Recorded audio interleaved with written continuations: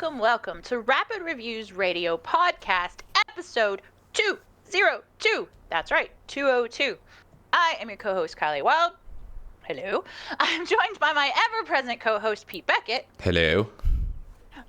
And a special returning guest, Jonathan! Hey, everyone. Yay! It's going to be a great show. Yes, we are rehashing the showcase, but guess what? Last week's audio listeners didn't get a podcast, but our visual listeners did. Visual listeners? Yes, our visual listeners got a podcast. And less than a minute in, we've got a title. Here we go. That's what I'm all about here. Mike Tindo says, if you're going to do a 4-hour podcast, you may want to start getting Twitch drops activated. That's an idea. That is an idea. And it took 1 minute for her to be distracted by chat. Brilliant. I know. Especially now chat has pretty colors. And if you want to join us, always, you can join us over at twitch.tv/rapid reviews, where you too can join into chat and distract me from our lovely gentleman guest and co-host. But I, every week, like to start the show checking on how everybody's week's been. So, Jonathan, how's your week been, and have you played anything this week? Good question. I should have looked at my consoles to see what I've been up to. I'm doing really well, actually. We are in full swing with summer break, summer vacation, whatever you want to call it. So we're home as a family since I work from home and getting to hang out with my daughters.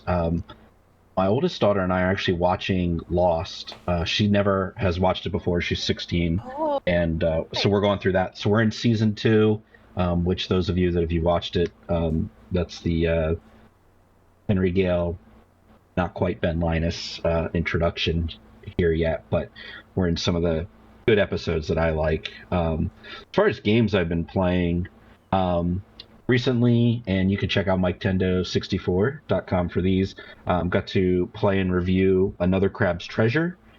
Really enjoyed that game. And then on the Rapid Reviews side, recently I played a cute little indie title called Pine Hearts. Yay! We played that at the WSD. Okay, it was a really, really fun game from start to finish. Beautiful art direction, and then just some other ones that I've had out there. I believe also for Rapid Reviews, Duck Detective has a hilarious voice cast and just a lot of fun, kind of like point-and-click adventure, solving a mystery at a local bus station. So those are really fun. Amazing. very cool. Mike Tindo says, if you need 2 people to distract you, it's Cincho and I. Yes. However, we know you only need one person to distract you, Kiley, and that is Max. It's true. Correct. But I will say that yes, I saw the trailer for Duck Detective. I forgot what the subtitle was for that. The Secret Salami. That was it. Oh my god. Yes. Yeah, it was strange. It was a strange one, but it did look very I think, in all honesty, I feel like the way they did the game with the subtitle, it kind of points to like, hey, we could make more with a different cast and do different subtitle Duck Detectives. They could serialize it. Only because the game is fairly short. It's on the maybe 3-4 hours to complete the whole thing if you're like trying to power through it. They That's do good. Duck Detective, the Secret Bologna, and then the Secret Bacon, and then they have a club sandwich. I'm very hungry. I have not eaten today. The sandwich. Are you talking about like the Duck Detective sandwich verse? Like you should do like the Secret Salami, and then there could be like the Gouda, like the cheese, and then you could have like the tomatoes and the lettuce, and then bring it all together. Oh, yes. The sandwich verse. Sandwich verse. I love it. Max says, I'm not a distraction. Cough, cough. Yeah, you are. Daker actually bread is bad. He is not wrong.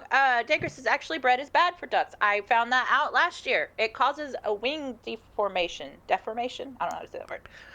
Deformity. He is correct. Yeah, deformity. That's it.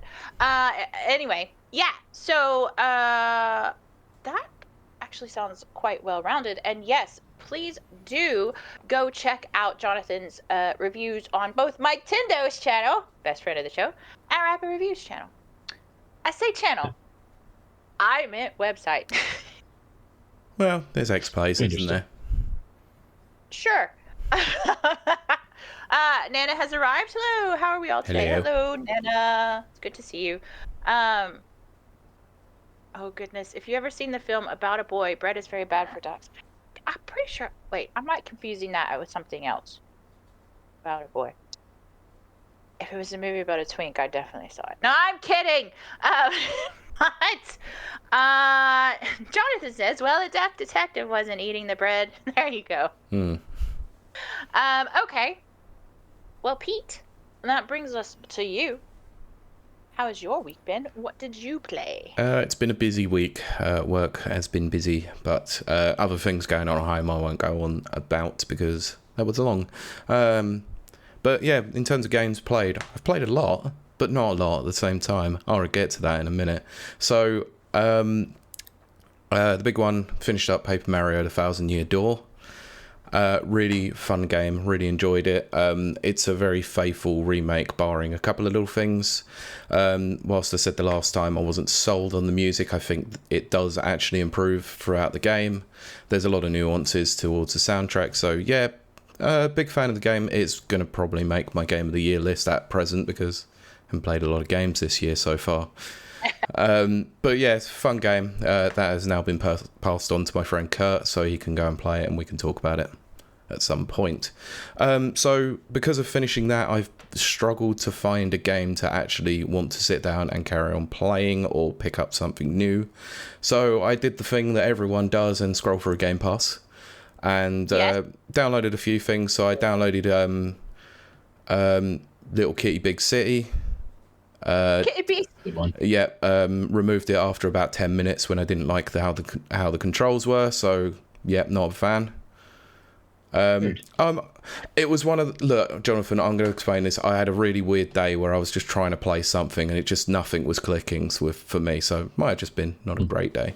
And I've had that too. That does happen. Because I also downloaded another Crab's Treasure, which was fun, but it's Souls-like, so not really my kind of bag. So another one where I was like, okay, I can see the appeal of this, but it's not for me. So yeah, probably not really gonna carry on with that one. So sorry, bear with me a moment. Jonathan, carry on a second. Go on. Okay, I was just gonna say, as you're waiting there, I'm gonna drop the link in the chat. I don't know if this is illegal, but I have a review up on. I have a review up on Little Kitty Big City, as Mike Kendo pointed out here. So I'm just gonna drop the link to that. That is one that sometimes just in our format with our X-Plays, we spend the initial hours playing and then write about that initial gameplay experience. Little Kitty Big City for me was one that I wanted to follow through to completion, and yes, I did. I got the cat back home, so yes, I enjoyed it. And then, like you said, maybe it was just a day looking for a game. I don't know. I always go on Game Pass and just find myself kind of overwhelmed with like decision paralysis. Yeah. So. Yeah, sorry about that. I had an interruption from the little lady. No well. worries. We have Mike Tindo saying About a Boy is a film with Hugh Grant and a very young Nicholas Hoult. Nicholas' character throws a lot of bread at a duck and kills him. Oh my god. No, I haven't seen that. I was thinking of a zombie movie. I think it's Billy Connolly. Is that Old Boy? I don't remember. Sincho crashes into the building. Hello, Of course Sincho. he did. Ready to distract me. I'm sure. And then Mike Tindo says, good for you, Pete, for beating Paper Mario, The Thousand Year Door. I am on the last chapter myself. Denker is on mine is Jurassic World Evolution. Yes, I love that game, and I'm about to restart that game, but we'll talk about that in a second. Yeah. It's not my turn yet. And then Mike Tindo said Jonathan quite likes Little Kitty Big City. And posted the X-Play for it. Yes, please go check that out. And Brent says I finished a few Game Pass Ultimate games before they left, High on Life, and The Bookwalker, as well as a few indies, Roombo and The Long Reach. It seems like I played Roombo on mobile or something, but it was back. Mike didn't post it. Jonathan posted. Yeah. Sencho, always ready to distract people. Dinker, nice. And Sencho, I've got 2 shows worth of distraction. That's true, yeah. It's true. Apology. I'll go back to where I was then. Yes. So, yeah, the next game that I downloaded and gave a try and deleted after about 2 hours of play this time. I enjoy the game, but I think the levels are a bit weird, and platforming is not something you should be doing in first person. It's Doom. Oh? Which Doom? 2016 Doom. Wonderfully fun game, but platform is horrendous in that game. I enjoy it, but I enjoy Doom, so I was going to enjoy it anyway. It does make me nauseous, and I do have to take breaks from it. Yeah, I was playing it for about 2 hours. I did really enjoy what I was playing of it, but I got up to the Foundry level, and oh my god, trying to traverse through that is not fun. Yes, exactly. Absolutely, you're not wrong there. Yeah, wrong. And I probably agree with Sencho as well. It says the glory kill mechanic breaks up the flow way too much. It does, because you're just constantly looking for it all the time. Yeah. So I can actually agree with that. But then Mike says... Yeah, Karen. Okay. I was just going to say, Mike says, Star Wars Hunters, anyone? I am curious, chat, if anyone has been playing Star Wars Hunters. I saw a trailer for it, but no gameplay. And I don't want it. Pete's got me all spoiled now. I need to see gameplay. That's not my problem. That's just me saying something. I have it installed. I played it. Fair enough. You have to report back to us, Jonathan. And then Central says, and then they force you to do it, otherwise you don't get ammo and HP. That is true. Exactly. Yeah. That wasn't my favorite mechanics, to be fair. But anyway, Pete, continue on. So I have one last game that I was playing. This was only a quick one whilst was working from home on Friday. For those who are not really in the know, there was a certain anniversary of a certain massive game that was 35 years old on Friday. So I booted up Tetris 99 and played a few games of that. And Tetris 99 is still damn fun. Tetris 99 is very fun. It's one of those games that I can just slip back into playing quite easily, even on a lunch break. So I've just sat there and played a few. And it's still just as fun. Still can't ever get a damn win on it, but you know. Hey, but that's what I've been playing this week, or the last 2 weeks. Very good, very good. Kylie, what about you? Yes, well first I want to say, Mike Tindo, do share the link because I'm curious about the gameplay. And I'd rather see you than just some stranger on YouTube. And then Danker's like dum. Yeah, I'm so old. Centro, I watched the Tetris World Championships. Great watch. You know what? I would actually watch that. It's weird seeing that high level Tetris play. It's ridiculously good. Yeah, I'm actually quite intrigued by that. Yeah, it's mesmerizing. Exactly. Just a stranger on Twitch instead. You're not a stranger. What have I been playing? Well, I finished Little Kitty Big City. Nice. And it was a little bit grindy because you do have to grind one of the cat achievements. I might have said this before. I'm gonna repeat myself, which is where you have to get a photo. You have to like get people to take your picture. Jonathan, did you find that a grind? I felt like I just went into the camera and just took like the 20 or 30 photos. That. Yeah, that's where you take the picture. Where they take pictures of you. And you have to okay, no, I probably didn't do that one. Oh gosh. Well, I finished it out. I got the 1000 gamer score.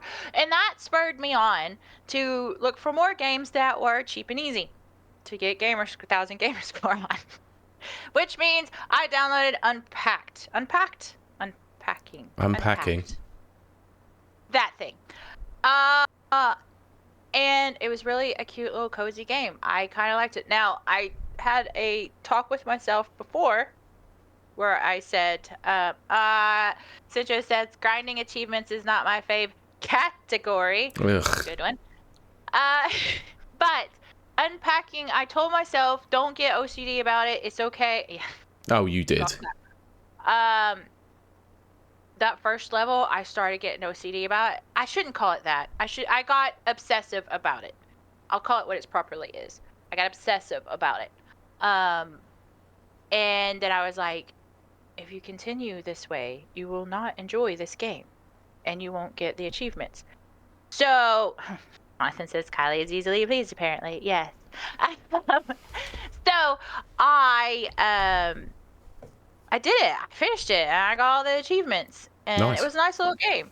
And then I switched to another game called A Little to the Left. Now, that one was not the way I thought it was going to be. Sincho, I'm not reading that out loud, and I can't believe you said that. I wonder if Mags is still in chat. I'll read it. I mean, 8.5 is pretty high. Okay, I'm going to have to turn the fan on. I'm sweating. What was I saying? I'm so distracted. Thank you, chat. I was talking about A Little to the Left. So A Little to the Left, if you don't know what that is, it's an organization game, which to me is like, that's a Kiley game if I've ever seen one. I love organizing things. But there's a little twist to it. There's a cat that, like, so you're doing the puzzle. Each level's a puzzle, and there's like tons of levels. It's an organizational puzzle, so like but I was looking at this one level and I was like, I can't figure out the solution. And I get very frustrated when I can't figure out solutions because my brain is very solution oriented. And then so I looked at the hint, and then I was like, I really hate looking at hints.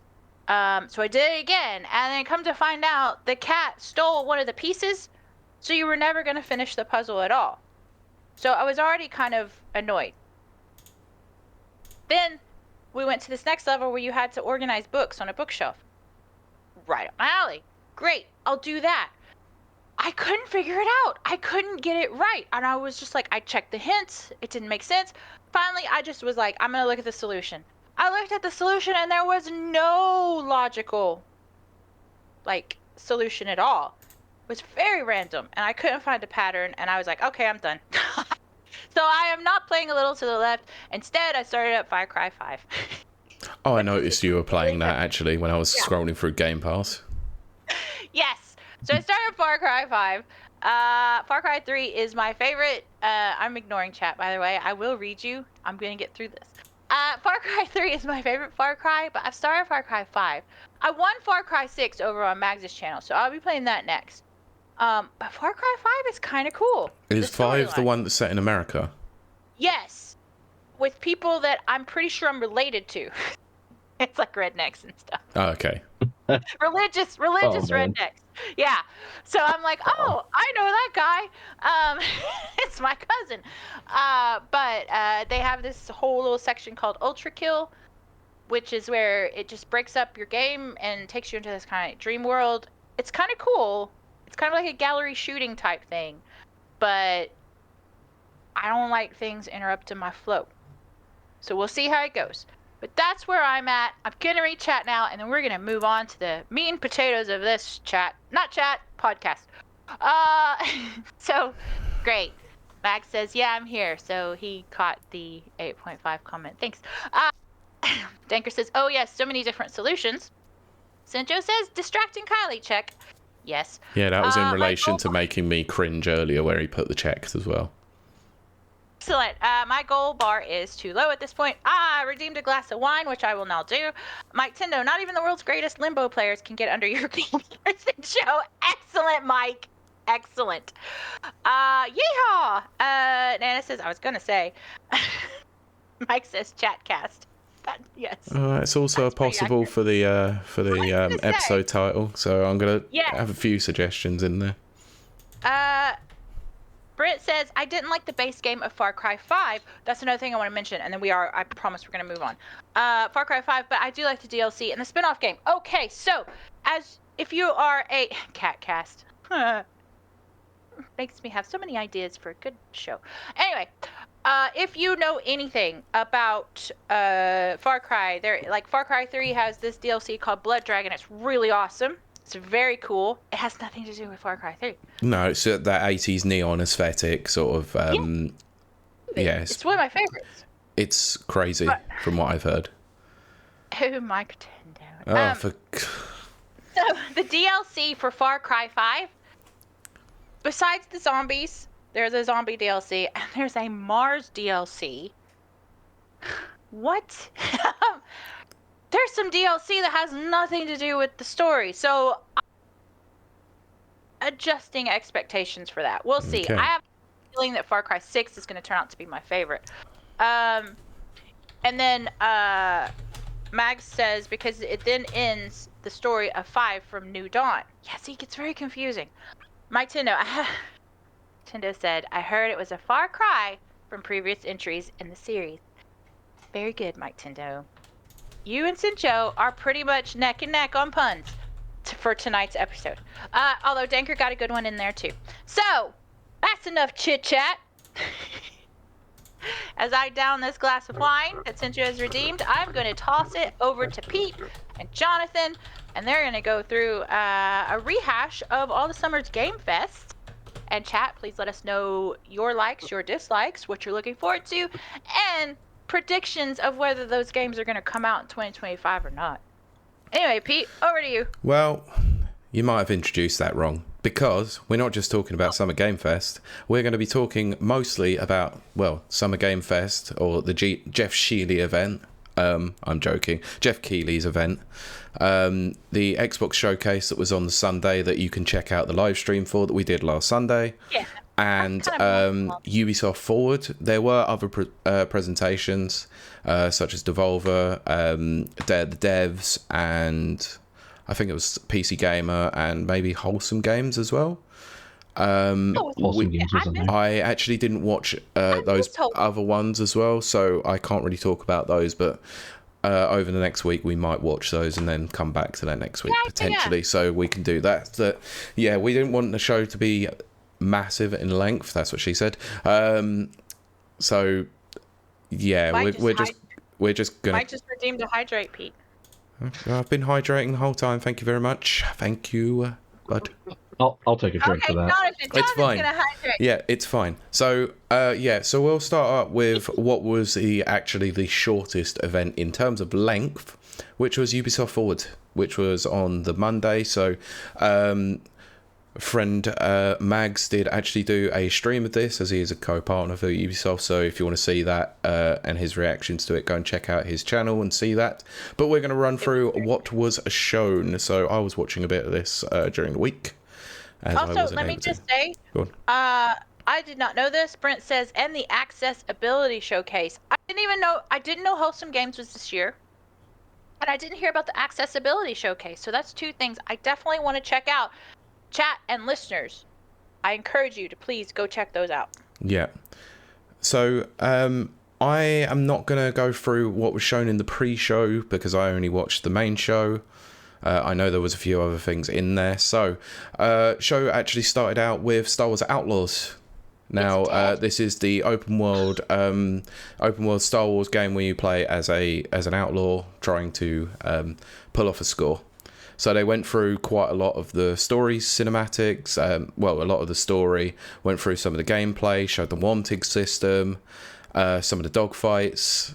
I'm going to pass this over to Jonathan.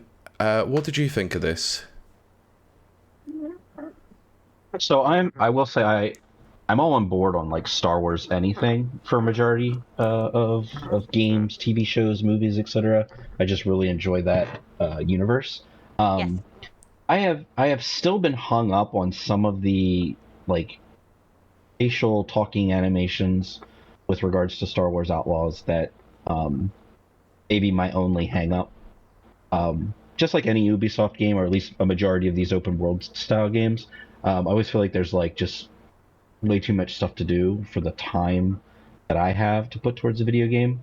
So I'm interested to see like just how everything shapes up, because I did play through the last two Jedi games and really enjoyed them all the way to the end.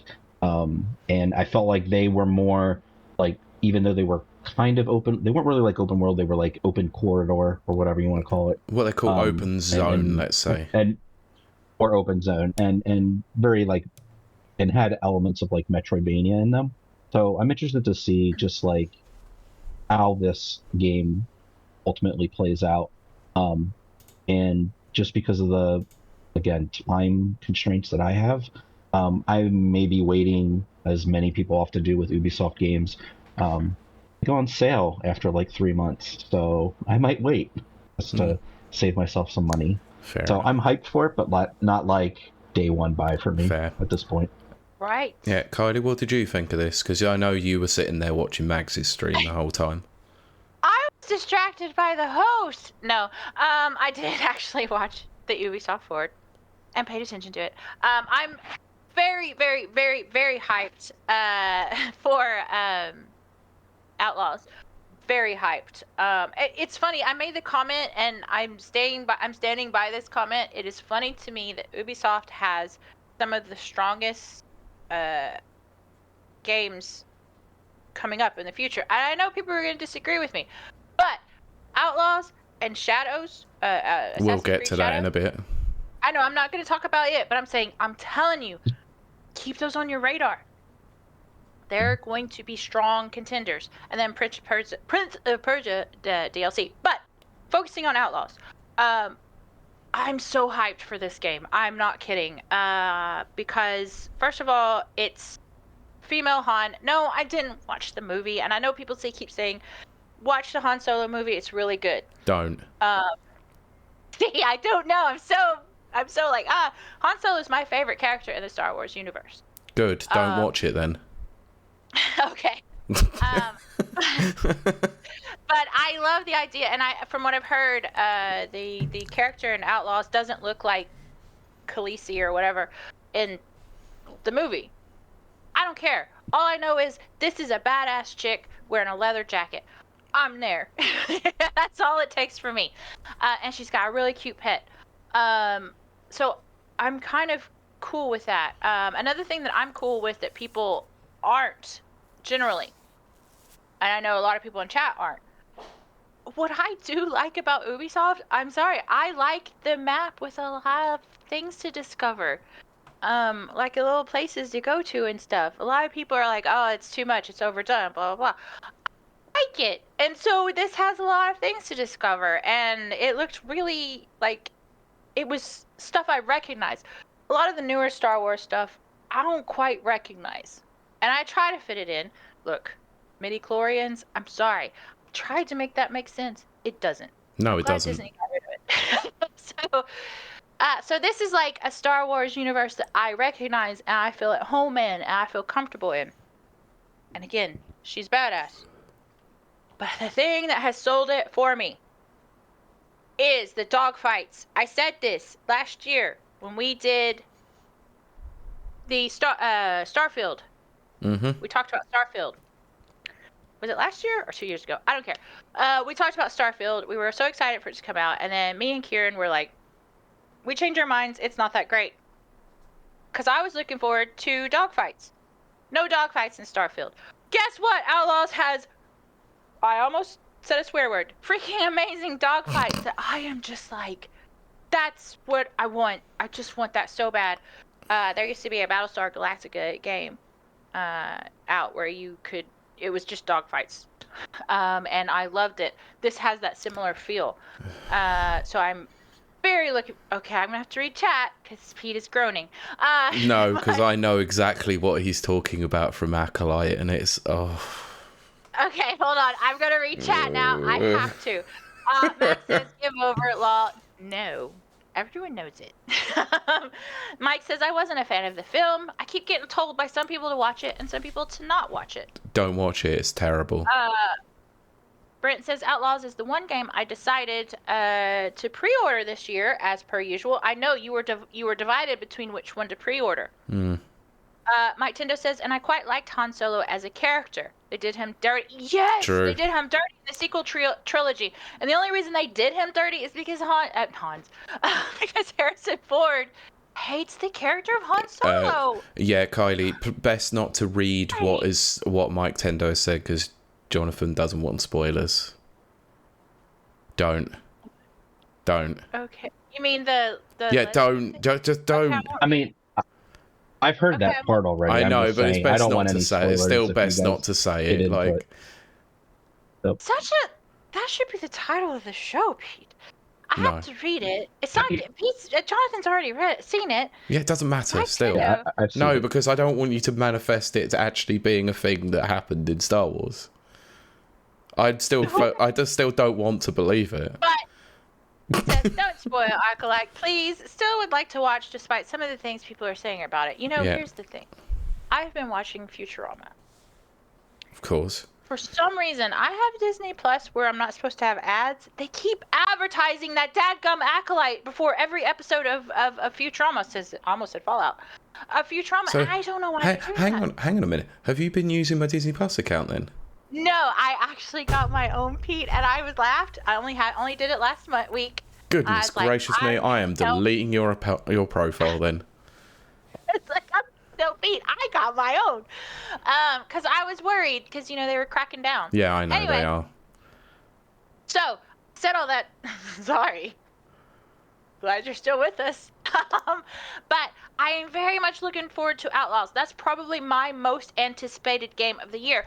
I will say that I did hear a rumor, and hopefully it's just a rumor, that they're going to try and make it live service. They're going to be influenced by EA and have loot boxes and stuff like that, and battle passes and stuff. I really hope not, because as I've seen, and then me and Mags have seen, with Suicide Squad could have been something great. I really feel that it could have been. They turned that into a live service game, and I think that ruined it. That just absolutely ruined it, ran it into the ground, and I am very upset about that. So I'm fingers crossed, hoping that this does not happen to Outlaws, but yes, it's my most anticipated game. Yes, Pete, your thoughts? I thought the dogfights looked terrible, actually. I didn't think they looked very engaging at all. The one that they showed looked kind of basic and boring, to be honest. It looked exactly like you would see in Starfield and every other game. It was just like, all right, just focus reticle on section and shoot. No, it didn't seem that interesting to me. However, I'm going to shock people and say that I actually think this game looks quite good.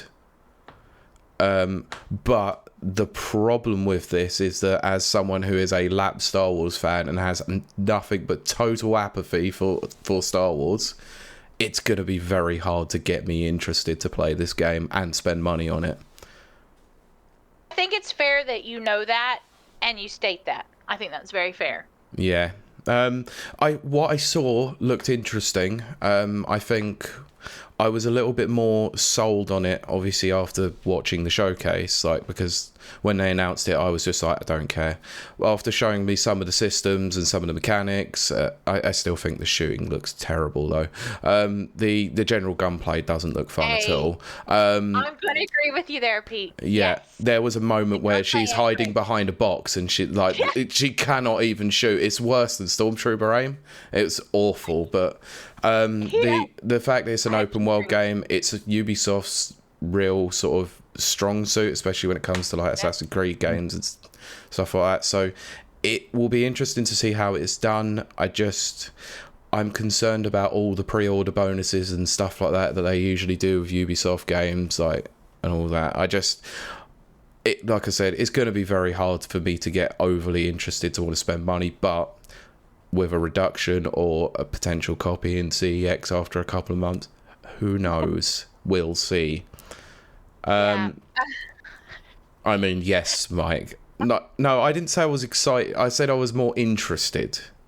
Interested. Let me read what Mike Tendo said. Mike Tendo said, Pete says he's quite looking forward to it, proceeds to rip 7 shades out of it. But see, that's the thing. If Pete only rips 7 shades, that means he's so excited. If he ripped 10 shades, then you'd be like... Yeah, exactly. Fair point. All right, look, we're 34 minutes in. We've covered 1 game out of 3 showcases, so we might have to blitz through some of these a bit more quickly. So if there is any game that you want to talk a bit more in depth about, we'll go into it. I'm just going to read through the list. But I will stop on this one because X-Defiant Season 1... Oh, okay. I've been hearing some really good things about X-Defiant in its current state. It's made by the people who were previously at Infinity Ward and made Call of Duty, back when Call of Duty was good.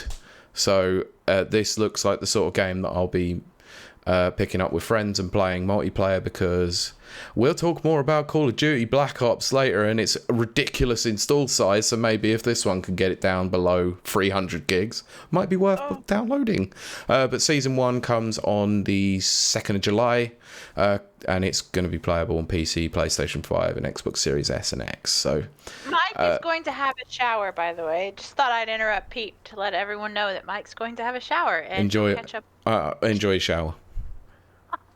Don't be thinking of us. Sorry.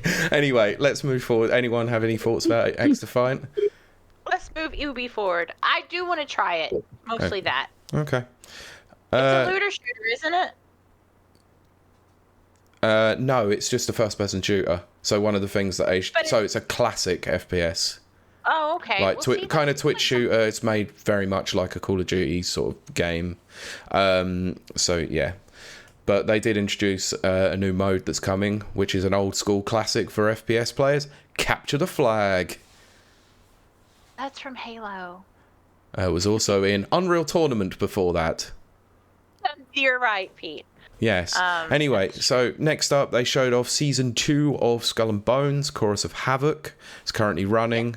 They also then spoke about what's coming in Season 3, Into the Dragon's Wake. I did that on purpose, didn't you? Yes. Keep going, Pete. Yes, okay. So this was the Prince of Persia section. So they talked about 3 particular games. So Prince of Persia Lost Crown, 35th anniversary of the Prince of Persia franchise. Wow, that old. So they showed that there is a new story DLC coming to The Lost Crown, which was called Mask of Darkness, which is coming in September 2024. Then they spoke about the indie game that's been blowing up, the Rogue Prince of Persia. So they had they've got the Temple of Fire update coming soon, so it's just going to add new mods and weapons into the early access period. And then go on. Brent says, I've been playing it in preseason and enjoy it, even though I'm bad. Do you mean X-Defiant? I would think he means X-Defiant. I bet you're not bad. Anyway, go ahead. Okay. And then finally, for the Prince of Persia section, the most pointless trailer of all time, the Sands of Time remake, which gave a 2026... considering the fact that they showed this off, what was it, a few years ago? And then it restarted development because, Ubisoft Mumbai just did not do a good job with it. They had to be delayed and process restarted. So this was the first teaser trailer that they showed for the game again, and yeah, they gave 2026 on this. So not sure why they're showing this. My guess is just to put the name out there and remind people they're working on it still. Yeah. That's probably and then it. Nana said, I would argue they need to do this because of this. This is Metroid Prime 4 situation. Similar, yeah, I would agree. Maybe. Danker, thank you for lurking. I don't know why the lurk message didn't come up. That's fine. A little bit nervous. But thank you for lurking. Brent says yes, X-Defiant, and yes, Sincho, the candle was a lie. That was the teaser trailer for Prince of Persia. Mm-hmm. And it says, I would argue they need to do this because this is exactly Metro Prime, Prime 4 situation. Max says, yeah, because people have been waiting for this for years. It's true, like literally years. And everyone thought it was dead in the water. I'm going to be honest, I did. I thought a couple of games, and I said, okay, so last week I accidentally said Sea of Thieves. I was actually talking about Skull and Bones. I don't know why I said Sea of Thieves, but I have classically been known on the show to say that Skull and Bones was not going to come out. Yeah. I was wrong. I also said Prince of Persia Sands of Time wasn't going to come out. I am also wrong. So I'm frequently wrong on this show. So we need to state that. Yes. And it says, because, man, this game was ready and would have been one of the worst remakes of all time. More running wasn't it? In the game. I What? love Raw running. That's terrible. Anyway, let's move on. So, Avatar Frontiers of Pandora has got a DLC coming out called The Skybreaker. It's coming out in July 2024. Don't know if anyone played Frontiers of Pandora. Max did. I meant on the panel. No. Okay, moving on then. I would like to. But okay, moving cool. on. Yeah, so you might like it. You might like it. yeah. Anyway, next up, Crew Motorfest was giving a look into their season 4 for July. It's coming in July, mainly focused around car customization, and then they were talking about season 5 that's coming out in November, where they're adding a new island, which is Maui. Very cool. So it looks cool. I can't deny that. The neon colors and everything look very cool. Yep. So that's cool. It was a very flashy trailer. It was. Like, I can't deny that. I mean, if you know the Crew Motorfest, then you're not really going to need much gameplay for it, but there was not really a lot of gameplay for it. Anyway, next up, Anno 117 Pax Romana. Yes! I'm very excited about this. Yep, so this is coming out 2025 PC and console. There is going to be a live stream in 2 days' time, or in a day's time, as you listen to this, on the 18th of June. So they'll give away more about the game then, because this was just cinematic, and then an explanation by the devs about the series, which is fine. Next week, City builder. Yep, I know. So next we had like a sizzle reel basically of stuff that's out at the moment. So Brawlhalla, Trackmania, Riders Republic. And then to the final game of the showcase, I'm sure we're going to talk about this one a little bit more, which was Assassin's Creed Shadows. So they gave us a lot to do with the gameplay, story beats, a deep dive into the two main characters, Naoe and Yasuke, sorry. Going to be set in feudal Japan. And during the Sengoku period. Very interesting. So 15th of November for this, PC, PlayStation 5, Xbox Series S and X. Did the annoying Ubisoft thing of this is coming 3 days early if you buy a collector's edition or Ubisoft Plus. But they did a big deep dive of the gameplay. So, Kylie, I'll go to you first. What did you think? I have not wanted to play an Assassin's Creed game in a very long time. I did like Assassin's Creed Odyssey. But that's because I love mythology. And I did like Valhalla a bit. But I'd say Odyssey was the last one I really cared about. So watching this is probably my favorite era in Japan, the feudal era. I won't go into it. It's very boring. I love history. So I'm very excited about this. Yes. I'm probably going to say it wrong. Yasuke is a real person. That's based on a real, actual person. And I love that. It is based, but some of the mythology has been somewhat skewed, let's say. Yes, but I mean, it's Assassin's Creed. It is not always incredibly historically accurate. It's true. But I was very, very excited to see the Hidden Blade return. The little chick girl. She seems like she's full of spunk and... You mean Naoe? Yeah. I liked her whole, like, breathing through, like, the reed and stuff under the water. That was very cool. It just looks good. And it's the first time I've been excited for an Assassin's Creed game in a very long time, because they've become very samey. They're not bad. They're still solid games. It's just the same thing rehashed over and over. But of the two, I'm still looking more forward to Outlaws. And then Sincho says, every time I hear someone talk about Valhalla, it's too dang long. He's not wrong. I feel the same. Max. Wait. Nana, please. Mike Tendo says it's the bat called Lucille. It's a Walking Dead reference. Max says if they pull this off and it delivers on everything they showcase, this could be my game of the year. Very good. I do look forward to him playing it. Outlaws is mine, but we need to ban him, Nana, if you're around. If not, I will. Sincho says, which is also what she said. Sincho says, what are you saying, Pete? People jumping from 3-story buildings to kill someone used to happen all day, every day. No? Good point. Jack Tindo has arrived. Hello, Jack. Hey guys, have a good show today. Won't be able to catch all of it as the football is on. Yes, the England game is on. And thanks for the reminder. Okay. I've now got it on my phone to watch. Yes. And thank you so much, Dana, for doing that. Cheers, but yes, back to it. I am looking forward to this. It's the first Assassin's Creed game in a long time that I do want to pick up. I do want to play. So that's my thoughts and feels on it. Jonathan, what about you? Well, so since as you guys have been talking, I've just kind of been rewatching some of the fights and some of the scenes, and I feel like, first off, very pretty game. Yes. Coming into, I think, the one village, and there's just, there's colorful pink cherry blossoms and just the people working in the rice fields and rice paddies, whatever. Everything looks beautiful. But then I was just watching, and like some of these, like the scenes with, what Mike is asking, the bat, Lucille.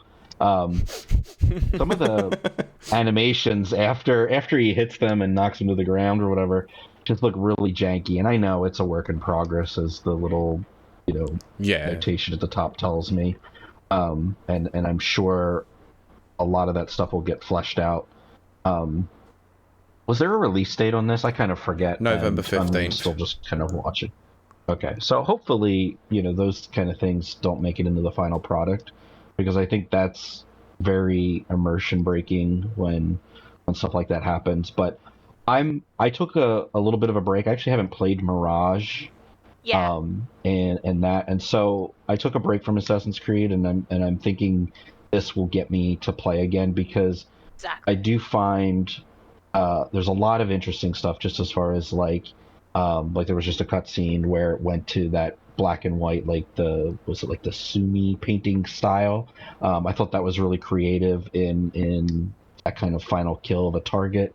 And then just the fact that you're I think you can switch between the characters and kind of like go in like, strongman brute, or if you want to go in as, kind of a silent assassin, stealth killing, machine. And I like that dichotomy of those play styles, instead of just one person that kind of does it all, being able to split between them, the two of them, and, maybe, choose how to attack. And then I've seen some other stuff too, of just like the seasonal changes and what that can do to how you approach a situation, whether, you get to go under the, cover of darkness, or the cover of, maybe a storm, or then there's like, places get opened up because, water's no longer frozen, etc. So I'm looking forward to it. I am very much mindful of like the time a game will be of a time sink, and like, do I really need it when it comes out, or can I wait? And this one is one of those ones that's like pushing it up to the, I kind of want to play it. This is going to be a nice game to sit down to this fall and play through. So I might, day one, week one, pick this one up. Oh, very good. That's impressive that you pick that up. Sencho says, I love how every game has blossoming cherry blossoms all the time.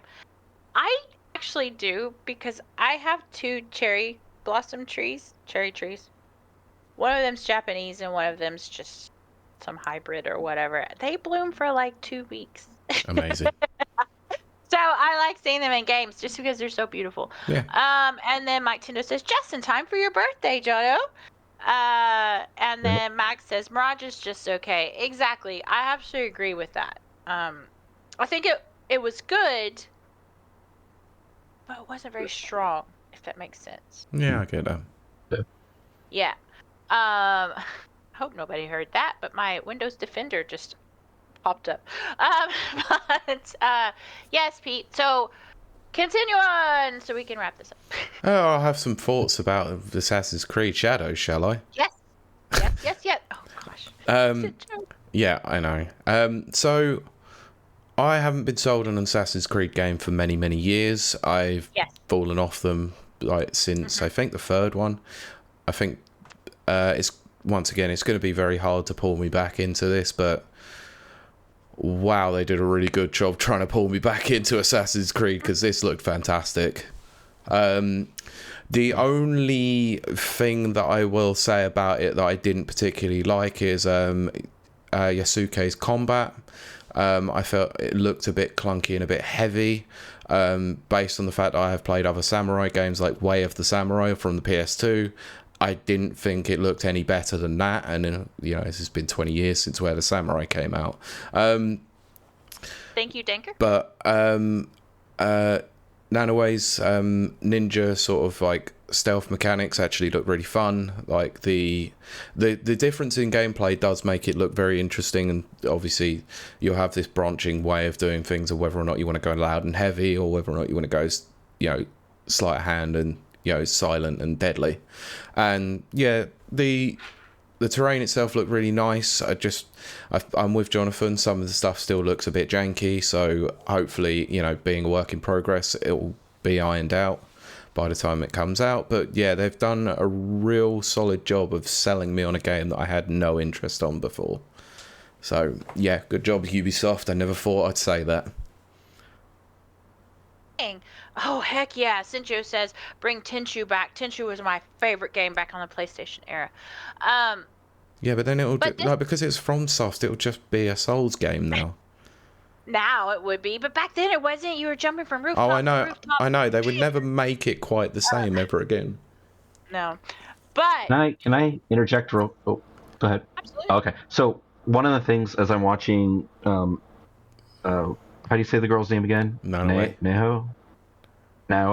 As she's going through, there were like aspects of her gameplay that remind me of Splinter Cell, and just turning the lanterns on and off, and like grappling up into the ceiling and everything, and then like just dropping down. Like I feel like that's part of why I'm like super hooked into this, because there were a couple Splinter Cell games that I just loved because of that stealth aspect. Yeah, I did like the moment actually where she approached a guard who was behind a door and took him out through there. I thought that was really quite interesting. Yep.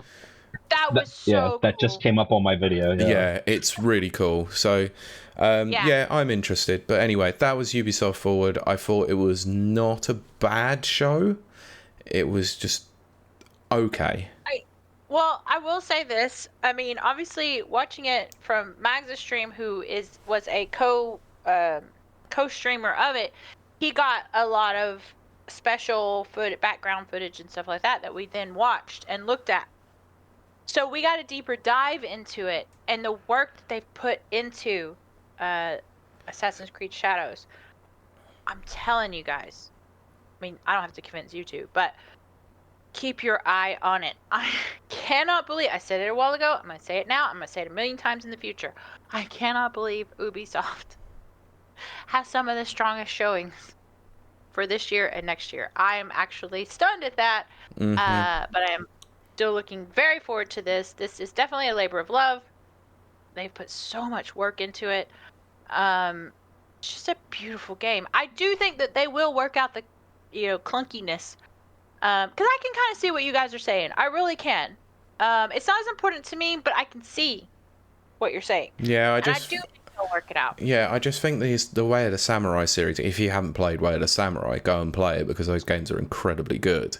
It's just the combat was a lot more fluid and a lot more deadly as well.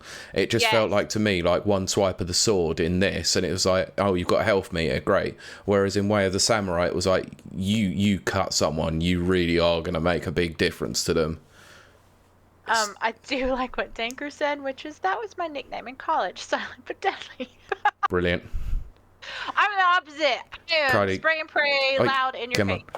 On. We're 54 minutes in. We've covered one showcase. This is a long one, so let's keep. We got this. Let's keep going. So, right, I ignored Sencho's comment because I'm getting to it. So, Summer Games Fest, or the Jeff Shilling event at Shillington.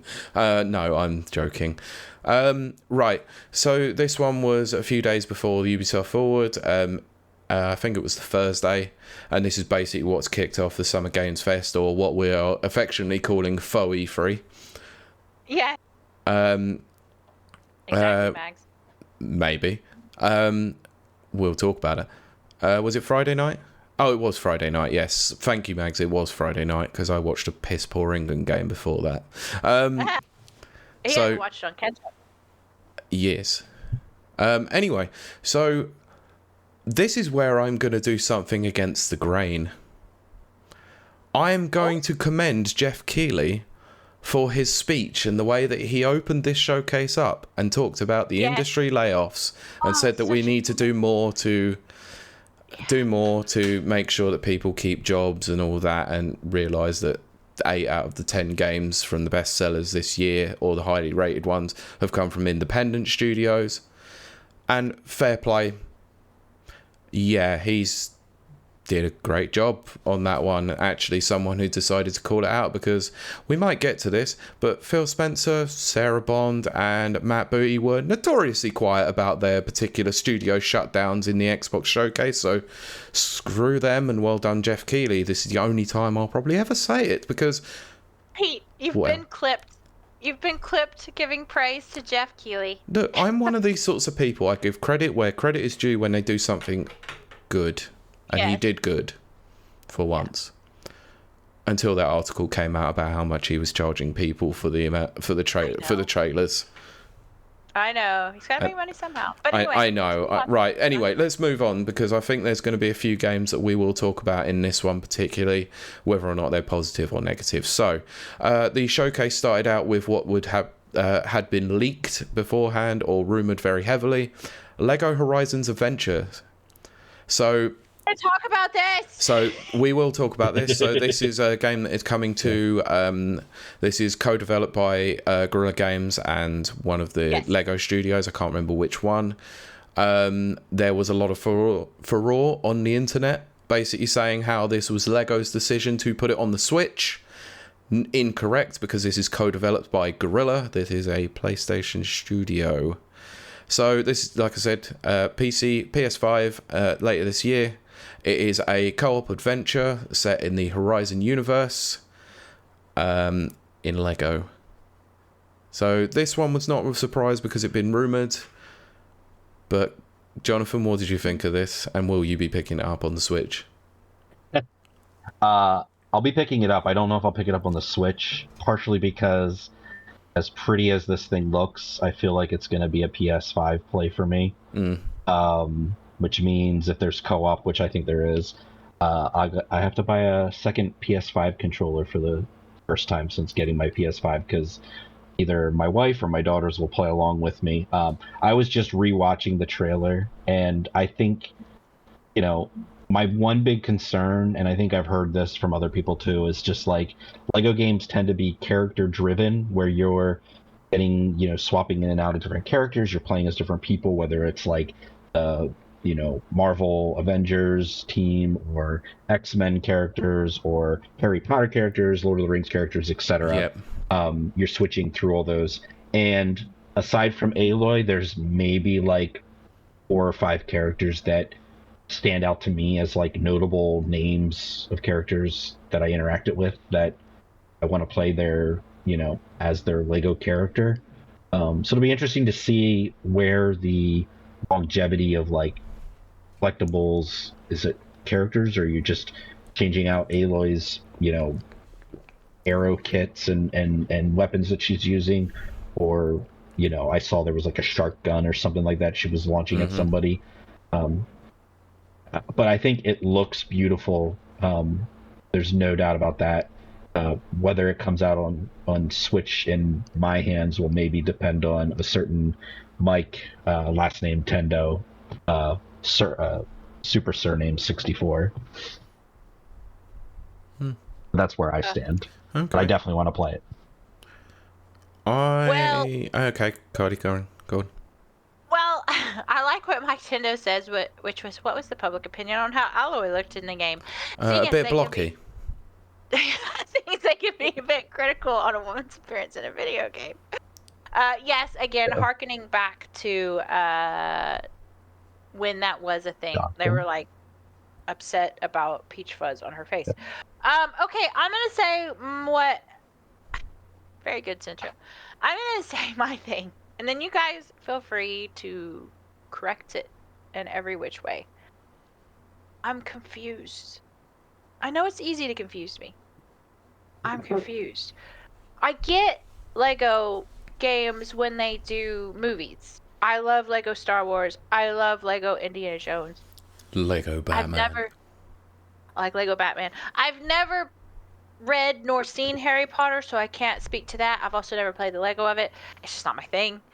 Nothing against it. I think I'm too old. I got a little too old when it came out. I don't know. The same age as me, and I enjoyed Harry Potter, thank you. Yeah. Books came out in 97. That's true. God, really? First book was 1997. Holy crap, I remember seeing the book. But point is, I've never read them. I've never seen the movies. And so I never played the games. But I did play I have the Lego Star Wars collection. I have the Lego Indiana Jones. And it seems like another one. Batman. Love them. I think it's a great take on it. Why is it doing a video game? That seems redundant. Is it for the younger crowd? But I don't know because I play Lego. I'm pretty much the older crowd. So it does confuse me. It does look good. It looks pretty. It's a solid game. I'm just confused. But again, I'm easily confused. So if anyone could shed some light on it for me, I would really appreciate that. Well, I can't really shed any light on this because whilst Horizon is a popular title on PlayStation, it's not exactly appealing to kids, is it? It's not No, it's a PlayStation IP. Yeah, Guerrilla Studios is a first-party PlayStation IP, and their ex-head was Herman Hulst, who then went on to become head of PlayStation. You're right. Yeah. So, Yep. So I don't know. This is going to be something that's going to appeal to a lot of people. It's going to be mostly the diehards of the Horizon series. So it's going to be quite a struggle to get those main players in when, like you said, you've got mostly established franchises with Harry Potter, Batman, and Indiana Jones that are going to pull in numbers because people are built-in fans of that universe. Me, it would be like, okay, so my two favorite games obviously are Fallout and Halo. If they did a Lego Fallout, I would be confused. Yeah, I would get it. I'm still confused. Yeah, I would still buy it. Yes. I know. But yeah, I'm a bit confused by it. It does look good. It does. Like, I can't fault that. I can't fault the way it looks. I think the gameplay looks good. I'm just confused. Yeah. I think one of the things that I've been reading was just that there is a possibility. So, was it 2 years ago they came out with a Lego tall neck, and it could be possible that there are now agreements in place that, and most of this was also speculation, but there could be agreements that if a third party or like a creation like this, the tall neck, comes out and there's media associated with, in this case, a video game Horizon series, that Lego is requiring a game to go along with that product. So, yeah, of course, that then stemmed into the speculation of like, hey, we're getting, we've got Lego Mario, Lego DK. I did not talk about this yet, but I pre-ordered the Lego Deku Tree, and if we get a Lego Zelda game, I'm on it. I honestly don't. I think Nintendo are a little bit more hesitant to want to allow Lego and their Traveller's Tales or whoever their sub studios is to actually specifically make a game. It might be that they've just licensed the IP to make the Lego itself rather than the actual video game property of it. Whereas I think it might be different with other agreements such as Harry Potter, Batman, all that sort of thing, because they probably have licensed it out to make video games alongside them. So I just realized what Sinjo was saying. He said they oh should my make a god, Tomb Raider. Just imagine those bricks. Jesus. Moving on. They have slanted pieces now. Yeah, they do. Do they have angles? I don't know. They probably do. Yeah. Oh yeah. Here. I'll find you one. I just built a Lego. I was going to say, this is where he picks out that NDA to Tomb Raider, Lara Croft. There you go. Oh, a yeah. little tiny Lego triangle. Nice. There you Cool. go. Yeah, little triangle boobs. Nice.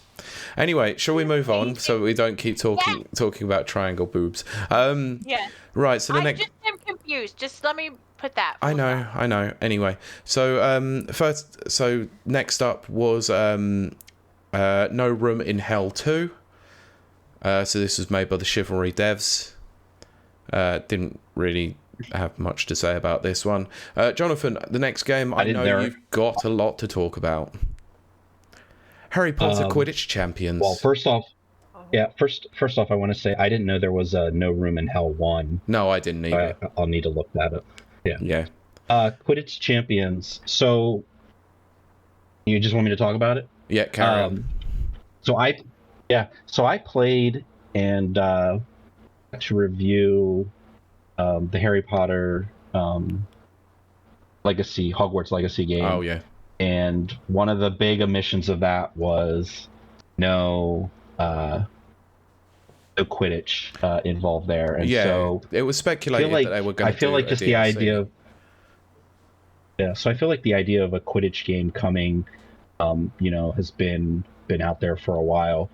So I was super stoked to see this. I think obviously the disappointing thing is that it was all CG cinematic trailer, nothing really to show how the game will really play.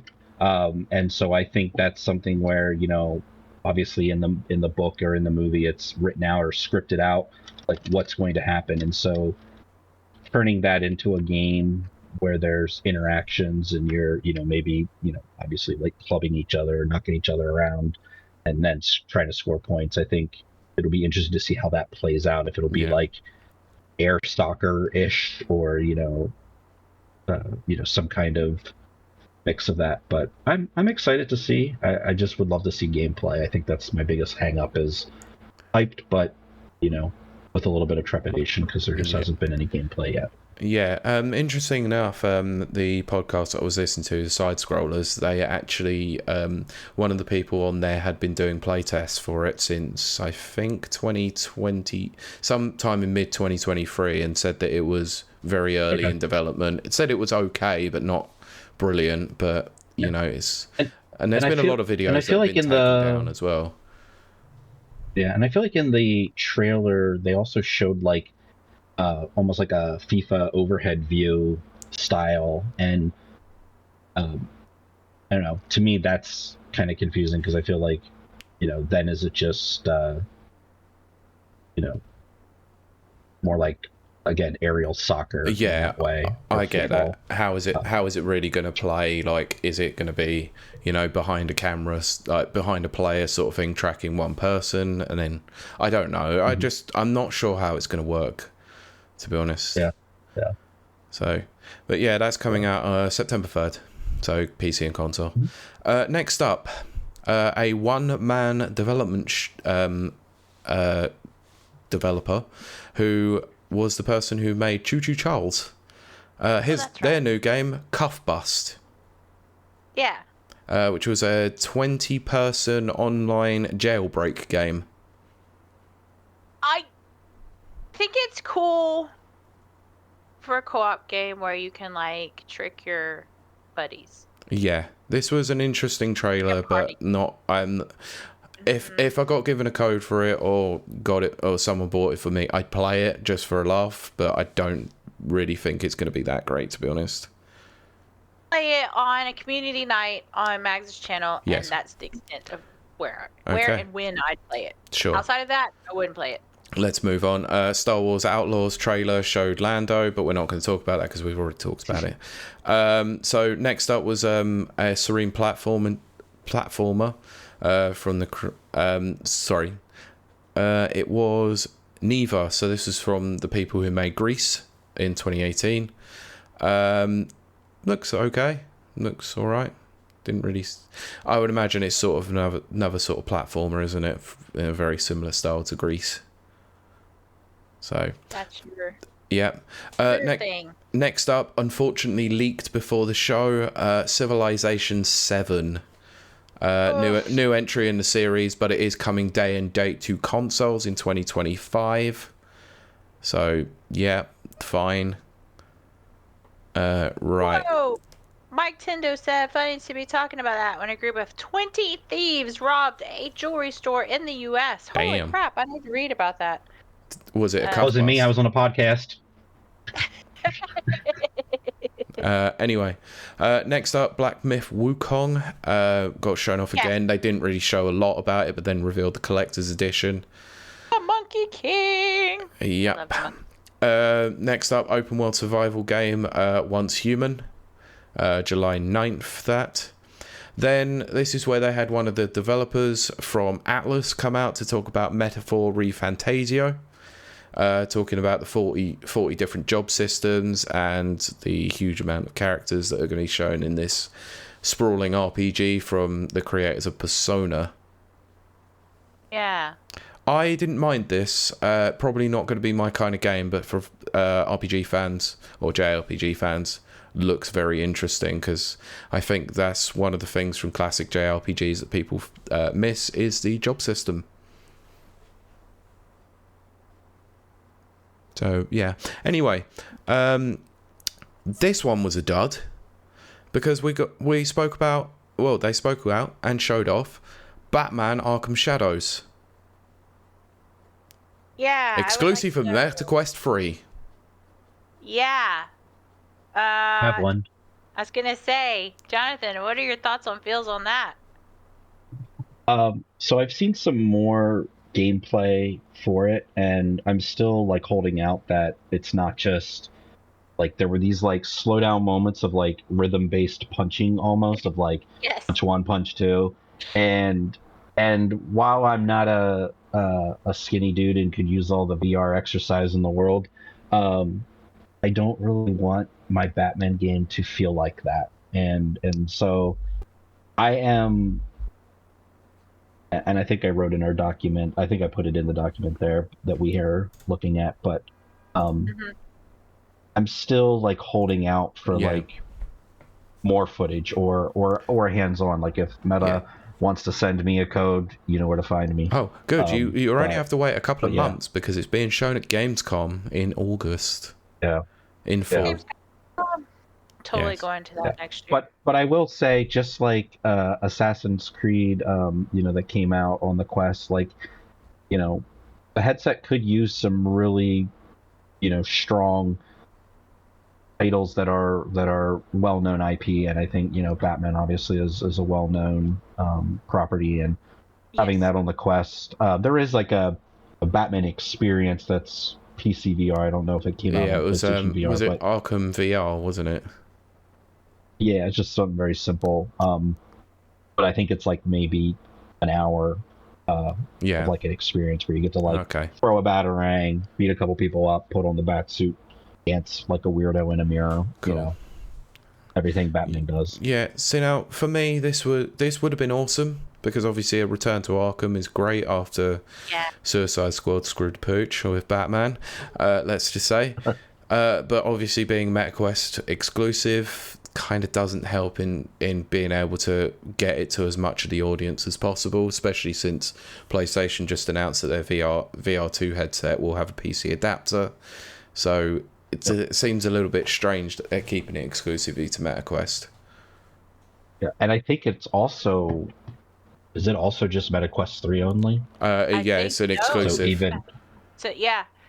Right, but I'm saying it's not going to come out on the MetaQuest 2. It's just just free. Yeah. So it's even narrowing that audience down even more. Yeah.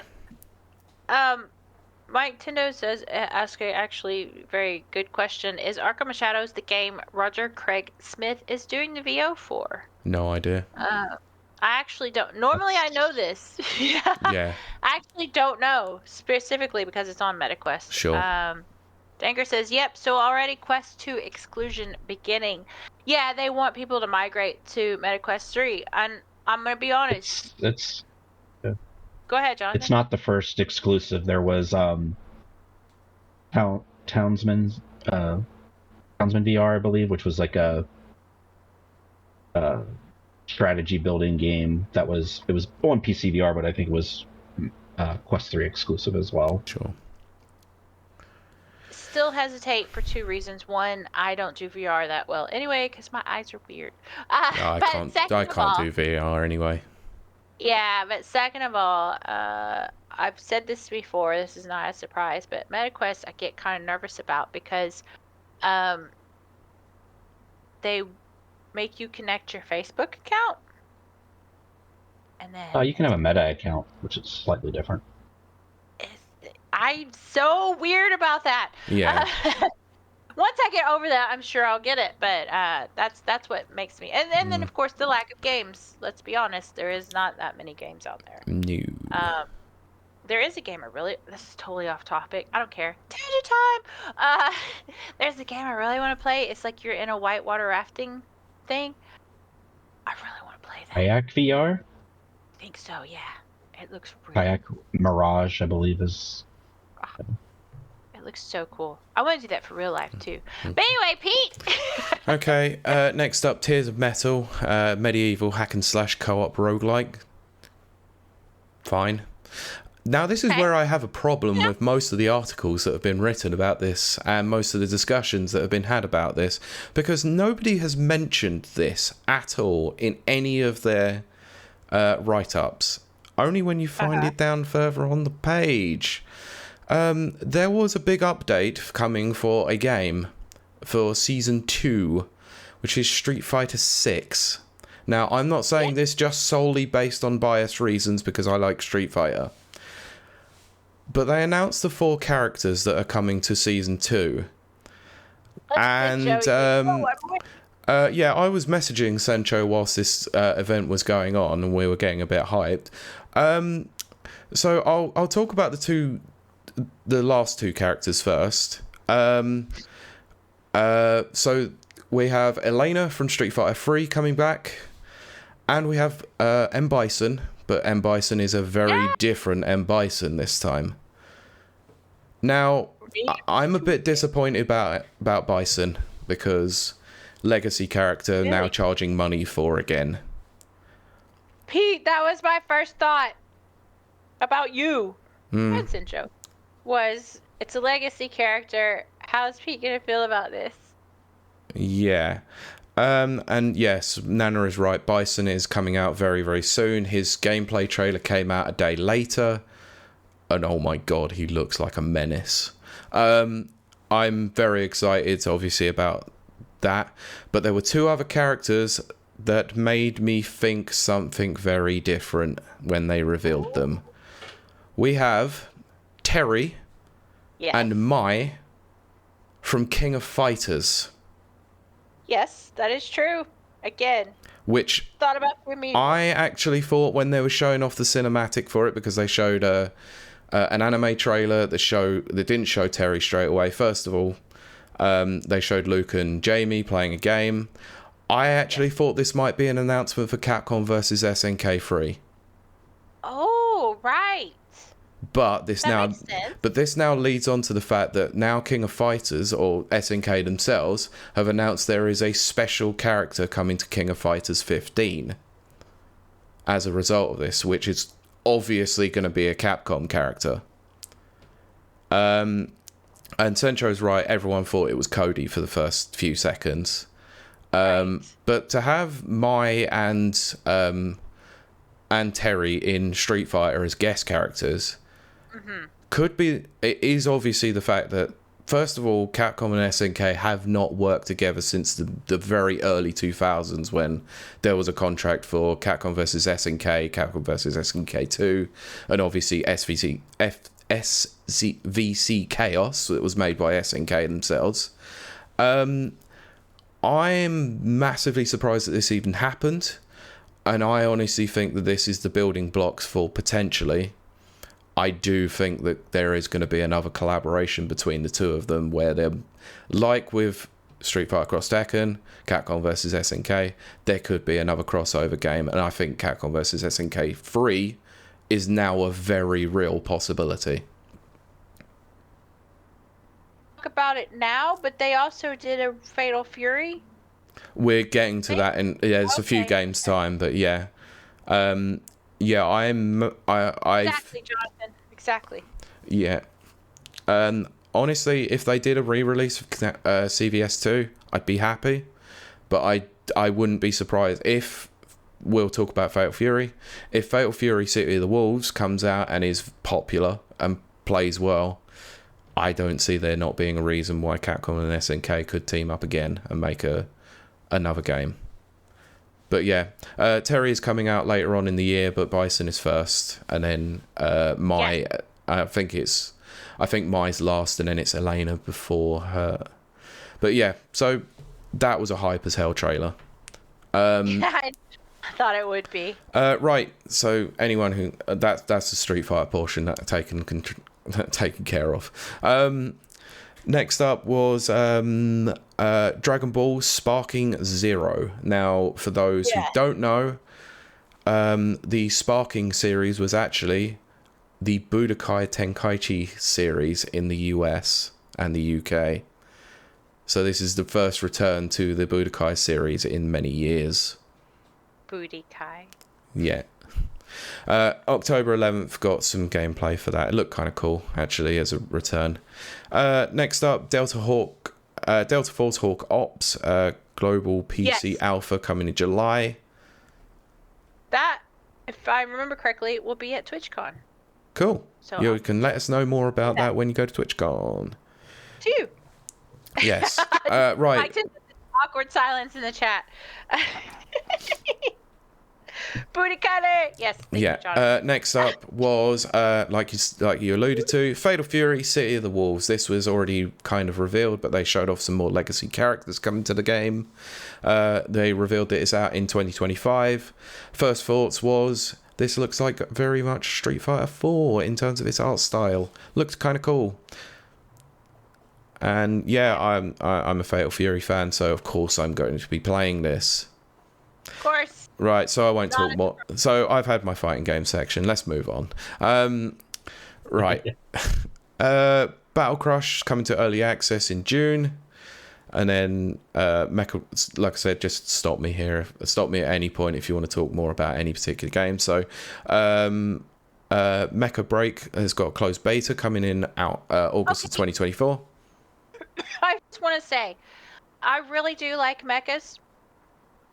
Mecha Break looks like something that I'd want to try. I'm not saying it's going to be great. I'm not saying it's going to be game of the year. Mm-hmm. I really just want to try it really badly. It looks very cool because you're not only a mecha, you're a mecha that turns into a rocket.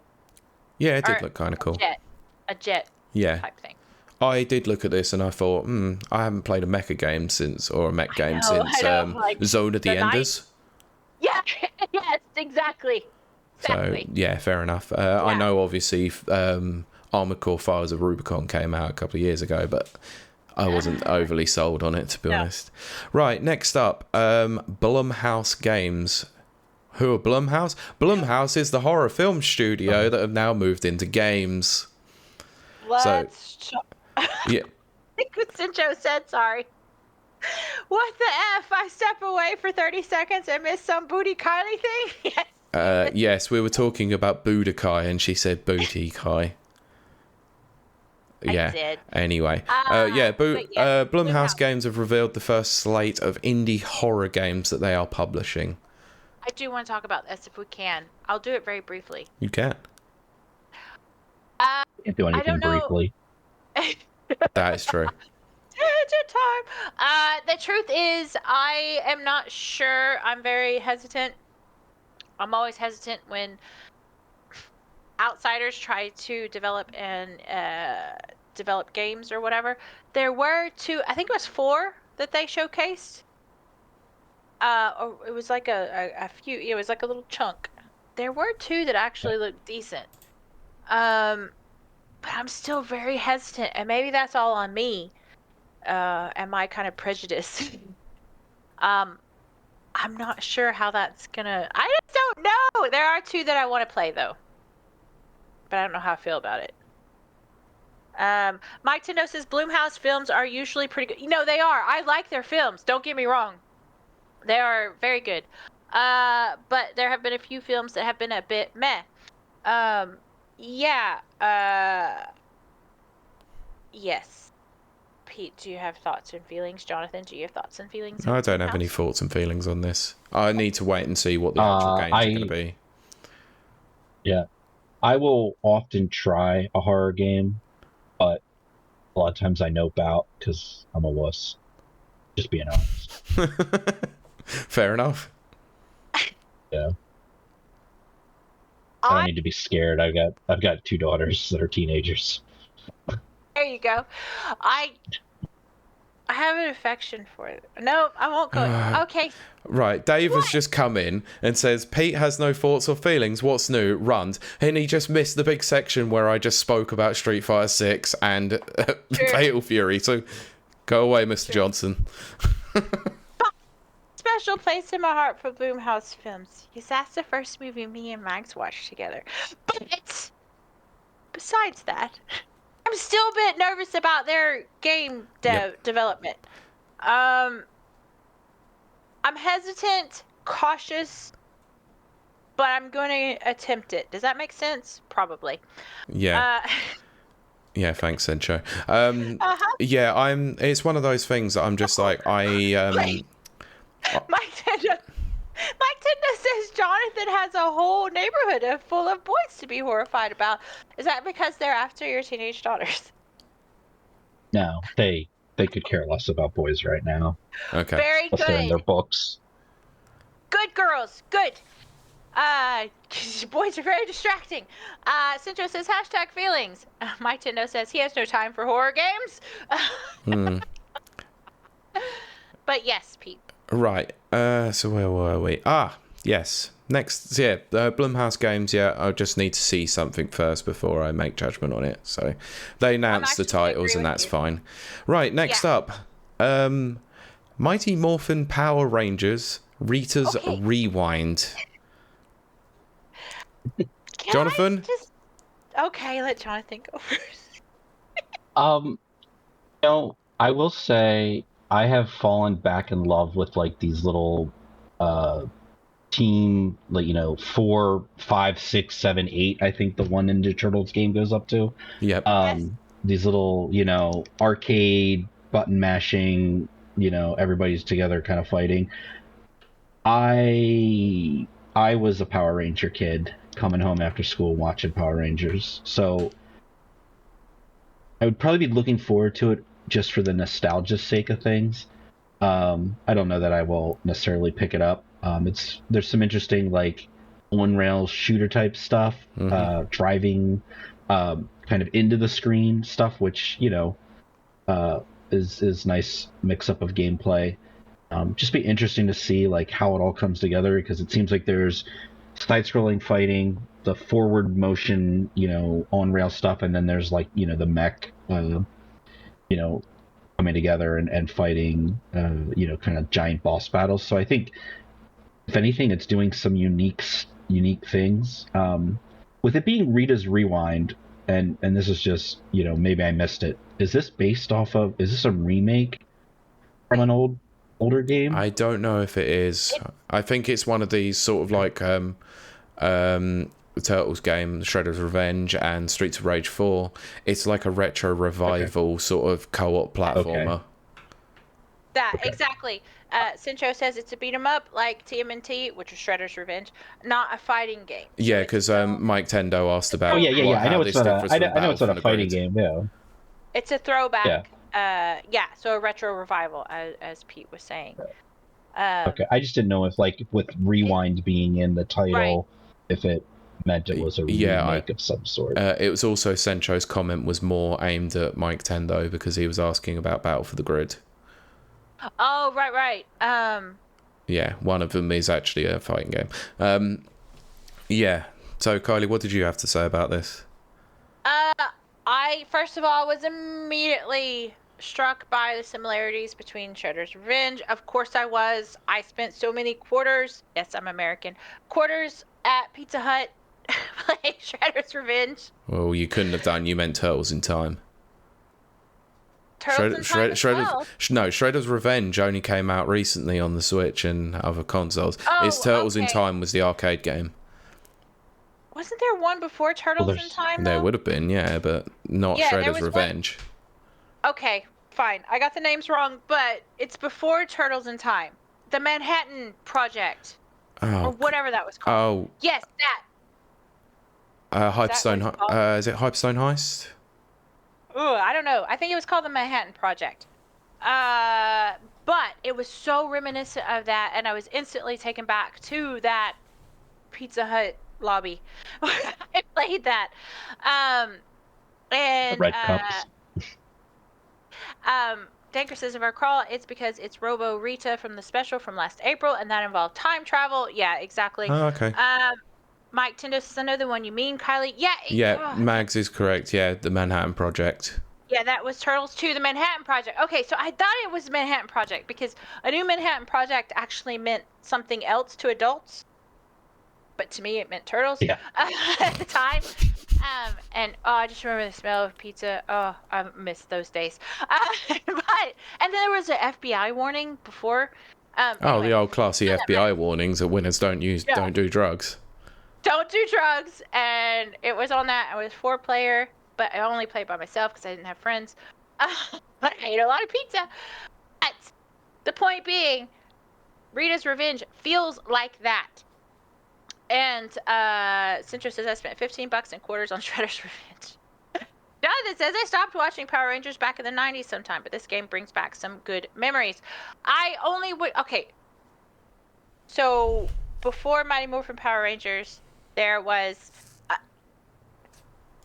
Mike Tindo isn't wrong, but I'm not reading that out loud. Before Mighty Morphin Power Rangers came over, there was a Japanese version, and I used to watch that. Oh, for God's sake, get on with it. Jonathan's not wrong either. No. Oh, God, what have you done? I'll play it. There we go. Continue on. And remember, folks, I still have half a bottle of wine to redeem. Yes. Dave says, bad, Kylie, stop. No, I never stop. No does not mean no. Jonathan says, can opened, worms all over the place. But yes, I really want to play this game. Anyway. Yeah, long and the short, I'm playing this game. I'm buying this day one. This looks amazing, even though I wasn't actually a Power Rangers person. Right. This looks great. Anyway, let's move on. We're an hour and a half in. We've still got 1.5 shows to cover.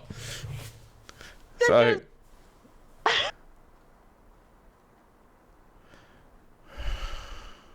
Nana says, God, I wish that Bandai would do anything with Super Sentai and... Yes, the Kamen Rider licenses. That's what I was referring to as the Kamen Rider.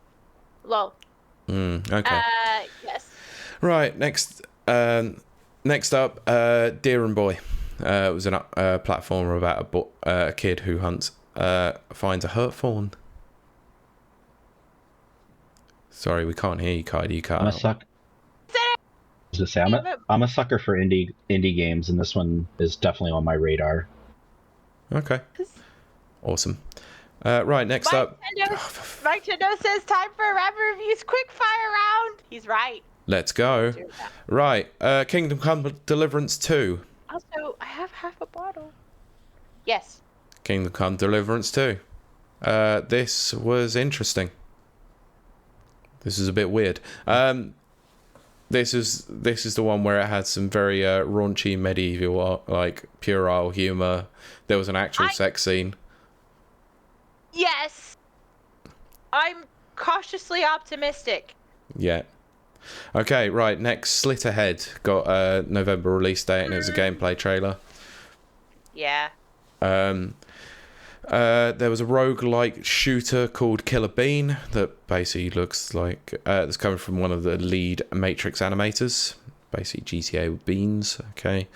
Kian is a climbing game from the creators of Haven and Fury. Looking forward to that. Looks okay. That looks very cool. The mechanics on that is very cool. Yeah, Wonder Stop was next. Unknown 9 Awakening story trailer. It was a paranormal mystery game. NO Tria, The Last Song, got a new trailer. First Descendants got a July 2nd release date. I'm going to skip the next two because I'll come back to them because I think they have a lot more importance. Sorry, Jonathan, we will come back to them because I want to talk more about them in depth. Sonic Cross Shadows Generations launching October 25th and showed a little bit more of the gameplay for Shadow. I think it looked great. It looks okay, yeah. I'm not sure I want to pay any more money for a game that I've completed 3 times, but there's new story content, so fair enough. Bought Halo 3 7 times. Yeah, but that's you. Yeah, I can't say anything. Anyway, I bought all versions of Street Fighter 4. I can't say anything. Right. Dune Awakening is going down an alternate history storyline to the books and the films. This was the MMORPG, but obviously they didn't really show any gameplay. Battle Aces, RTS game for everyone, aims to bring core fun of the genre like how World of Warcraft did for MMOs. This looks okay, I guess. But it's an RTS, so I'm instantly out. Boo RTS. But I do like what Mike Tinder said, which is, if the first game is Kingdom Come, Deliverance, is the second game called Kingdom Come Post-Natal? No, surely it should be called Kingdom Came. You did... Right. Yes, I'm not touching that one, Pete. Dave says, and I do not agree with Dave. I do not believe Dave. Also, did you all know I got Mag to agree to play through the Halo series in chronological order? I have proof. Somehow, I doubt that. Sidro says, the full package. Jonathan says, Kingdom went to buy milk and hasn't come back yet. Brilliant. Excellent. Happy Father's Day. Sorry. Father's Day, indeed. Oh, that's great. Right. Okay. You are. Right, next up was the finals is going to Kyoto on June 13th. I forgot the finals was even a thing. Next up, Alan Wake 2 Night Springs DLC. Now, I want to talk about this. So do I, because I think the collector's edition seemed to piss off a lot of people. Wait, okay. Why so? Because they're not releasing a standard edition, just a collector's edition. So this is the disc version, which people have been asking about for a long time. And they were like, oh yeah, we're going to bring out this disc version that you've all been asking for. Except it won't just be a standard one. It'll be a collector's edition and will cost more money. Great. Well done. Like this is the annoying thing. Remedy are drumming out some goodwill by bringing out Alan Wake 2, a sequel to a game that people wanted for years. They did Control, but yet they're doing stuff like this. It's just strange. I don't get it. Okay, I have 2 things to say. Number 1, made it very clear on here. Sorry to our chat who doesn't agree with me. Sorry to our guest, and sorry to Pete who also doesn't agree with me. I don't know, maybe Jonathan will agree with me. I doubt it. I'm a digital girl. I don't care about hard copies. I don't care. I'm happy with a digital copy. So I'm not... That Pete flips me off, dear listeners. So I don't have any problem with that. But again, I know that I'm kind of on the outside. I think I'm in the majority, but on the outside of the mouthpieces. Dagger says, well, better than a soft copy. But I have to talk about this DLC. Yeah, I'm happy to talk about the DLC. I just think that in terms of a physical edition, they should have given people the choice to go standard, collectors, or limited, whatever. But carry on, DLC. Well, I'm going to talk about the DLC. Max plays DLC. Alan Wake 2 was his personal game of the year. Mm-hmm. It was a great game. I really enjoyed it. I really like it. The DLC, if you bought the Ultimate edition or whatever, you got the DLC. It was good DLC. Like, holy crap, he played all 3 in his playthrough, which was shocking. Yeah, so I must say, must preface this. Sorry, it's came out a couple of days ago on the 8th, and it's called Night Springs, which is essentially the TV show within the Alan Wake universe or the Control universe, and it's basically a rip-off or a parody of the Twilight Zone. Yes, it is. It very much is. It's strongly influenced by the Twilight Zone. And yeah, Danker's right. It's just shy of 3 hours. 2.5 if we didn't get stuck. That is very true. But, oh, yes. So, sorry, you're going to have to just follow along with my brain, people. So Max didn't get to watch Summer Games Fest. He was working. Everyone and their dog, including me, saw Summer Games Fest and was like, I gotta tell Max. I'm so glad nobody told him. And he missed the spoilers. Because it was, as he says, it was shadow dropped the day after the showcase, which was great. So he ended up playing it because it shadow dropped. The first, disagree, Dave. The first DLC. First of all 3 DLCs are really good, but I just absolutely adore that first DLC. It's set in the Alan Wake 2 universe with like a minor character, but it's through her distorted, like messed up brain.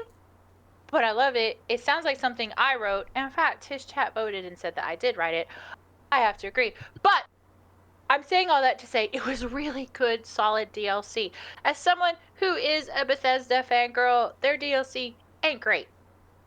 Alan Wake 2's DLC, shadow dropped, free to people who had the Ultimate Edition, and solid all 3 DLCs. Okay. And as Danker said, just shy of 3 hours. That's probably one of the best DLCs that I've seen released in, I'm going to literally say years. That's not hyperbole. That is a true, authentic feeling. I'm going to run through chat, and then I will pass it on to you two. Cincho says, we like getting stuck. Yes, thank you, Cincho. Dave says, Max doesn't work. He just turns up and mooches free hot dogs, freeloader. He works super hard, Dave. Max says, I can't help people love me. Dave says, some of us don't. The rest of us, Timeless Team, for instance. Cincho says, hashtag shots fired. Cincho says, how do I join that club? The DLC, Dave says, the DLC was very entertaining to watch someone play. I will say that the other 2 were quite dark, like Alan Wake. So if you don't like the darkness of Alan Wake, you're getting that in the DLC. Yeah. But the first one was pink, and she was crazy, and I loved her. She was covered in blood. It was great. And then Cincho says, hashtag worth it. So anyway, that's my whole spiel about Alan Wake 2 DLC. I think it's good. I think it's one of the most solid DLCs ever released. And Sam Lake Pierce. Of course he does. Of course he does. I'm really starting to love him more than Father Phil, I think. But anyway, that's my personal opinion. You two go ahead. I own Alan Wake 2 and I haven't actually played it yet, so maybe once I've played Alan Wake 2 I will go and buy the DLC. It looked interesting. Obviously I got the references about Twilight Zone almost immediately, and as a piece of side content that's not going to affect the main game, fair enough. I like the idea behind it, so if you say it's alright, then I will play it because I own it, so I will give it a go. I do. I definitely think it's worth it. 100%. That is no bias on that. I do want to say what Brent said, and then we'll carry on. I just got an email from the CFO of a board game company informing me that a product I recently ordered will no longer be sold. Wow. Remaining stock will be destroyed, and I am offered a refund on a Sunday and a holiday. Crazy. Was that a, like a Kickstarter? Thank you, Pete. Kickstarter? Speaking of Kickstarters, they've done a Kickstarter for the Terraria board game, and I'm really interested. Oh my gosh, that's okay. I want to know about that. I'll send you the link. Yes, definitely. Mike says, play it, then do the DLC. It's getting rave reviews as well. Okay. I don't listen to reviews. Yes. Brent says it's a previous Kickstarter reward. Right. Anyway, yeah, we better move on. Hour and 45 in, and we're nearly at the end of Summer Games Fest. We're almost there. We're almost Nearly to my favorite part. Right, okay. New Light, Anater, whatever. October 15th, PS5, Xbox Series X. Anybody who played Hyperlight Drifter is going to be happy because the sequel, Hyperlight Breaker, is coming out in early access later this summer. Party Animals is getting a cart mode. Okay, Okay, I love Party Animals. Again, I only play that on Max's community night. I wouldn't play that outside of that, but it looks like a cool update. I actually really enjoyed Party Animals when I played it in community night as well. It was fun. Good fun. Right. EA says that it's still working on Skate 4. And then shows pre-alpha of the game looking pretty crappy. Okay, we have to talk about Skate 4. And Jonathan, I would like your opinion on this as well. The marketing, guys, the marketing for Skate. Am I wrong? That was genius. I loved it so much. It was so irreverent and perfect. But then they revealed it was for Skate. Yeah. And I was like, oh, I was like so disappointed. No, I think there were nods in there that if you knew the universe of Skate, you'd know pretty much what they were doing. But I don't. I never caught on. I loved the marketing 100%. I was behind them 100%. And then they revealed it was Skate. And I was like, what? All this for Skate? And then Danker says 2 vids. One during the commercial slot, then the actual reveal. Yeah, actually, it was a huge chunk for Skate of all games. Sinjo says, every time I see Skate, I'm like, I want to play Tony Hawk's Pro... Agreed. Exactly how I feel. I want to play Tony Hawk's Pro Skater instead. Exactly. Jonathan, did you have any thoughts or feels about Skate? The Skate reveal. Yeah, I mean, I think, again, the marketing was interesting. I don't know enough about that world as far as the Skate series. Yeah. I forget. I think I have to be very careful, if you know what I mean, because I've play tested. So. Oh, okay. Just leave it at that. Yes. Yeah. Well, let's not talk any more about it then. Yeah. So that's all I'm gonna say. Okay. Yeah. Right. Moving on. Power World. Big update. The Sakurajima update, which is showing off new gear, building bosses, and don't care. Don't care. 4 years after releasing on PC, Valorant is coming to PS5 and Xbox Series X and S, and you can play a beta. I'm just going to throw this out here and we can move on, unless, Jonathan, you have something to say about it. I think this is a very good move. I think getting more people involved is a great thing. But that's... Yeah, I can't disagree. Yeah. Yeah. I think I'm very interested to see how it ends up playing. I haven't actually jumped into the series, but I know enough people that do, and this could be really interesting to see how controller folks, if you will, jump in. I mean, I guess you could hook up a mouse and a keyboard to your Xbox as well. So yeah, you would be able to. Interesting to see. Yeah. All right. Okay, so the game that won't disappear because they've showed this so many times recently. Not that I have a problem with it. Monster Hunter Wilds. This looks incredible, but it's a Monster Hunter game, and I got put off by Monster Hunter with Rise because first experience, I wasn't sold on it. It's not my kind of game. But for those who like Monster Hunter, this looks like an incredible experience. It's got cross-play across all platforms, so that's going to be a big bonus. So PC, PS5, and Xbox Series X and S. So good. They finished out the show. If I can, Karen. Oh, I was just gonna interject. I do know a certain child in my house who, and I got my Switch out just to look. Bailey, my 14-year-old, has 505 hours in Monster Hunter Rise. Damn. And I showed her the Wilds trailer, and she is super excited, and she was like calling out stuff, and I'm like, all right, nerd, because I couldn't even tell you. I think I might have like maybe 15 hours in Rise, but that kid, every time I ever see her, she's playing Monster Hunter. I think she tells me what's up. So that's the thing about Monster Hunter. You either love it or you just can't get into it. Like, yeah.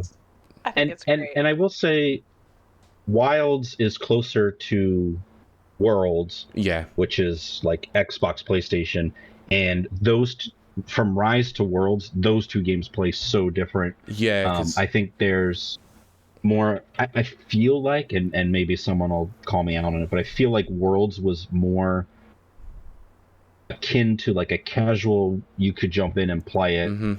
Rise has so many things going on in it that it can be overwhelming. But apparently my 14-year-old Bailey loves that game. So yeah. Like, I think from what I've heard about it, Rise is more like the old school series, like Monster Hunter Tri and Generations, whereas Worlds is more of a way to get newer players in. So probably Wilds will probably be similar to how Worlds was. Anyway, I feel like Kiley has to play Wilde just because of, oh god, Kiley Wilde, yeah. but Right, so final game that was shown, I've skipped to, but we'll go on to that in a minute. Phantom Blade Zero got a combat heavy trailer, and this was the big one that closed out the show. Fine. The two that I've decided to skip quickly. One was the Among Us TV series got its first trailer. Right. I want to talk about this because you have a massive amount of voice talent on offer, yet you never revealed any of the voice cast, never any of the actual lines that were going to be said, which is the biggest worry about an Among Us TV show for me. I will say, though, before we get to the Among Us TV show, they called out the creative team, the two... No, we're getting to that in a minute. Don't. Okay, fine. Okay, I skipped it. I skipped it for a reason. Okay, I was wondering. But I'm curious. I'll watch the first episode. I think it's more oriented for kids. Yeah. So I'm not totally looking forward to it, but I'll give it a watch. I'm going to give it a watch. I mean, you never know, like with that voice cast on offer, and based on what the chats are like in most Among Us lobbies nowadays, it might get super horny quickly. Probably. Have to get the bonk and go to horny jail. Yes. But yeah, Kylie slightly alluded to it. There was another Among Us thing that was revealed. Yeah. And it was nothing to do with Among Us. It was actually to do with Inner Sloth themselves. The creators of Among Us have now created a publishing arm called Outer Sloth. So they are now funding indie projects because of the massive success that they had through the community, i.e. us, and people that played them bought their game multiple times. I now own Among Us probably on 3 different consoles and phone, so thanks. They are now using that revenue to now fund some up-and-coming indie projects, and they showed off, I think it was 4, wasn't it? Yeah, I think it was. Yeah, and great, fantastic. I'm thrilled. I think it's amazing. I think it's just, I love that they took the money they made and they put it back into the indie community. I'm 100% glad about it. It's nice that they've actually seen the success and not gone, oh look, we can use this now to just be dicks basically. But they're not pulling up the ladder behind them basically. They're actually leaving the ladder down and letting others see the light of day and get their games published when other big publishers or other studios might look at them and go, we're not interested in that because it won't hit our bottom line. So Danker, you're saying I have an innie, not an outie, so you have an inner sloth, not an outer sloth. Oh, wow. God. 1 hour 53, I will guys. say, just on that outer slot, I actually think, like, I know we talked about a lot of games. I think that was one thing that really stood out to me as like, holy cow, let's see other studios do this. Like, I don't know, it just to me was like a really huge thing. Like I just opened up their website just to kind of check out and kind of refresh my mind. I also feel like there's projects that they're backing that there's at least 2 or 3 that I'm like, ooh, I kind of can't wait to play that now, and I'm excited to see what this turns out, and also if it spurs others on. I mean, I think there's definitely indies out there, indies that I've played that have found a huge amount of success, and for them to kind of pave the way and say, hey, this is what we're doing, maybe it'll inspire other companies to other game developers that have hit big to drop the ladder, so to speak, as Pete said. Yep, absolutely. So and I think being a softie, I'm pretty sure I may have welled up a little bit in the eye socket area. So okay, yeah, too. So Jonathan, yes, I'm right there with you. No, don't worry, I did as well. I did. I was like, oh, yep, okay, you got me. Cool. You're awesome. I love that team anyway. And then for them to actually, go on and say what they were saying about the indie games, and they're putting the money back into it, I was just like, so absolutely, 100%. So that was Summer Game Fest. What was your thoughts on the show overall, Kiley? At best, I think that, I'll be very honest right quick, I think that a lot of the, we'll say Ubisoft and Microsoft, they kept their best things off for their own shows. Obviously Nintendo as well. I do think there's a rumored Nintendo Direct coming up next week. I think they intentionally... shit. I think they intentionally kept the good stuff for their own shows, and I can't blame them, really. I think that Jeff's going to have to work a little bit harder next year to get the big gets. So for me, it was average. It was okay. I'm glad I watched it, but there wasn't a lot that, with the exception of the Alan Wake DLC, there wasn't a lot that just stood out and said, this, that didn't happen until the Xbox Showcase, which we'll talk about in a little bit. But Jonathan, what were your thoughts and feels about Summer Games Fest?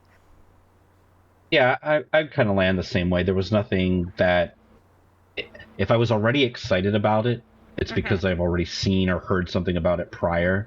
There wasn't anything really, at least to my knowledge, and I try to do a quick Google search to see what world premieres were unveiled.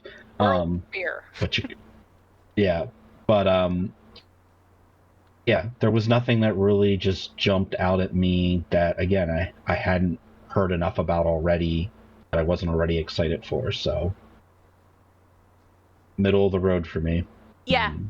Yeah. And I think maybe the seeing Lego Horizon was maybe my highlight, and I can see that. Yeah. That was early in the show.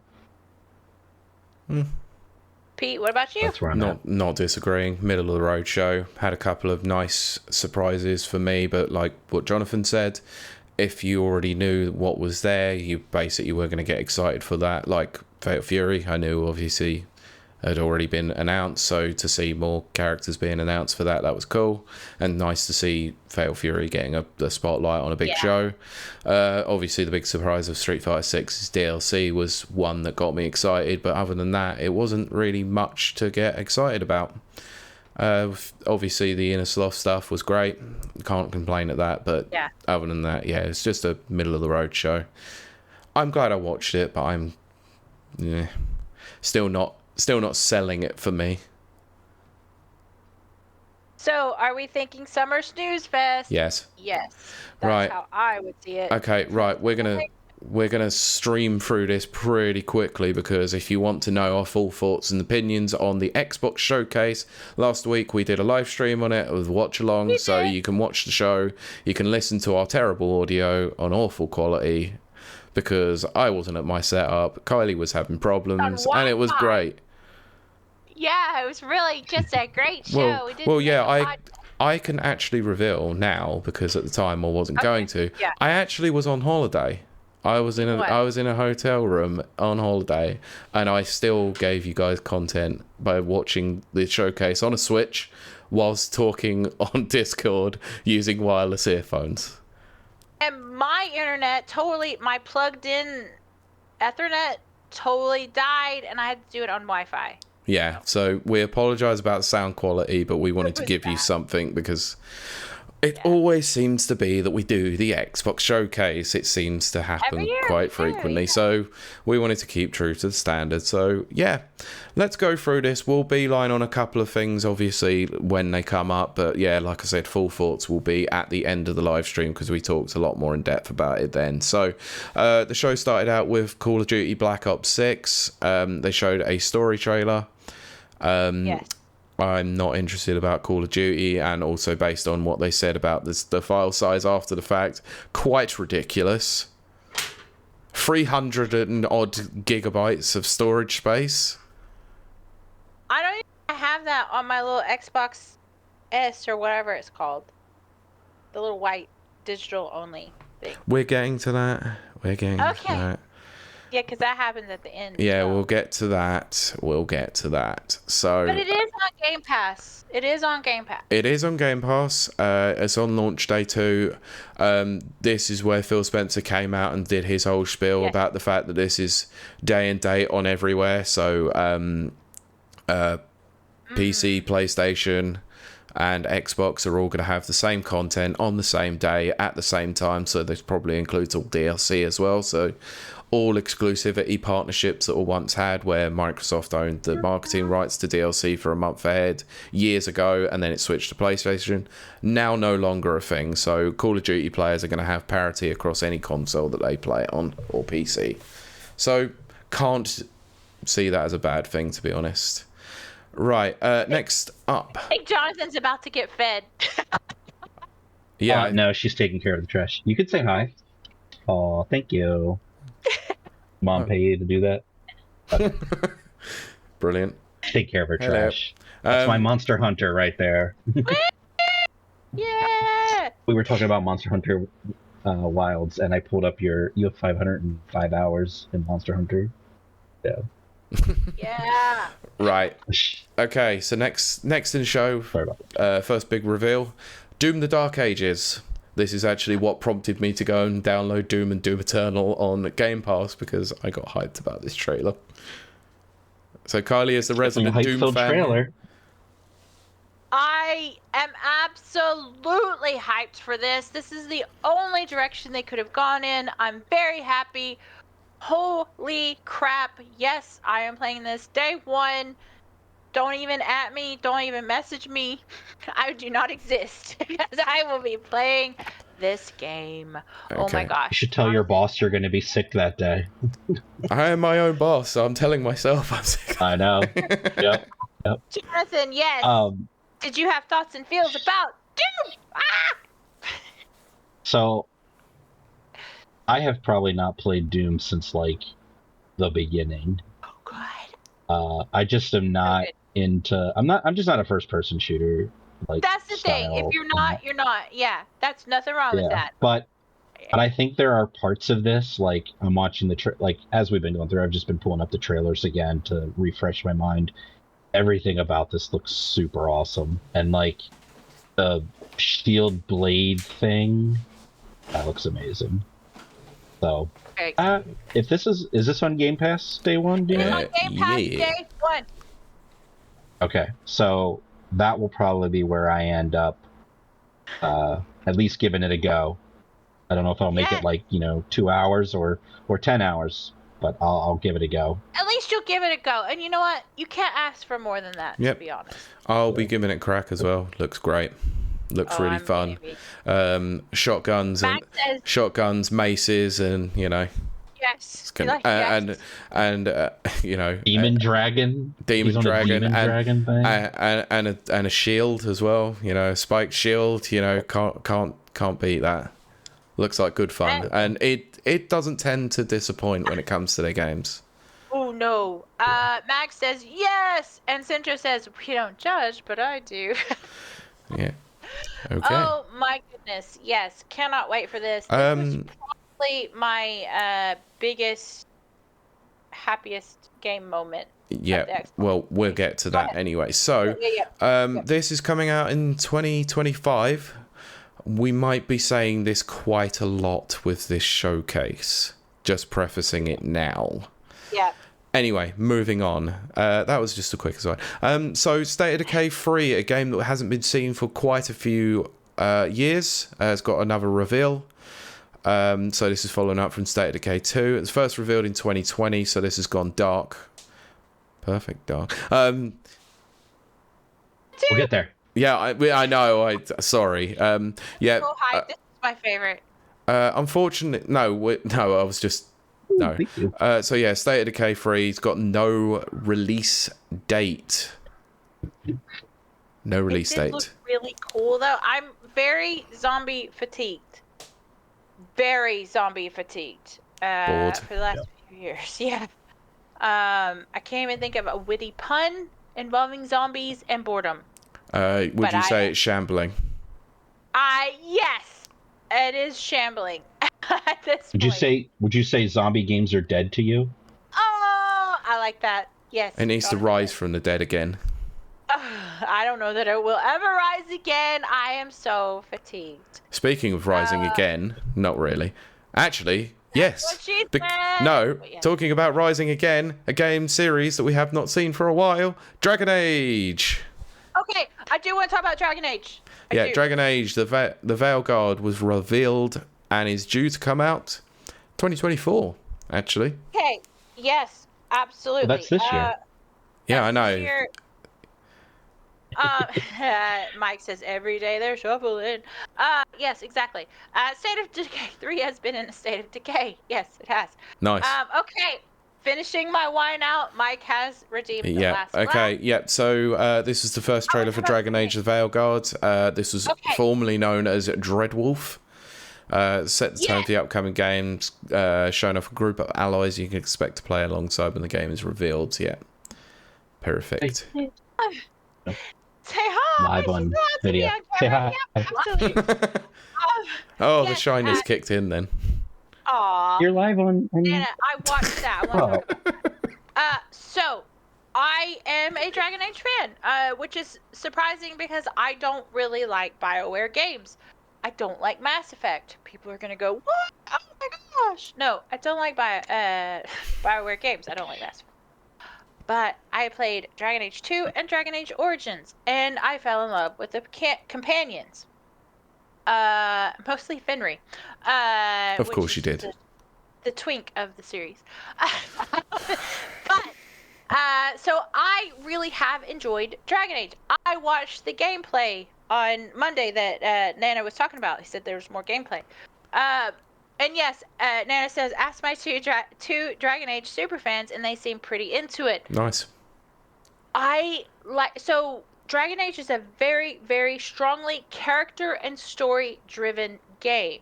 It's not an action game. It's not A roguelike? It's not roguelike. It's almost like a tiny little bit of a Bloodborne type of game. Okay. We're talking about, like Life of Pi, plus JRPG elements.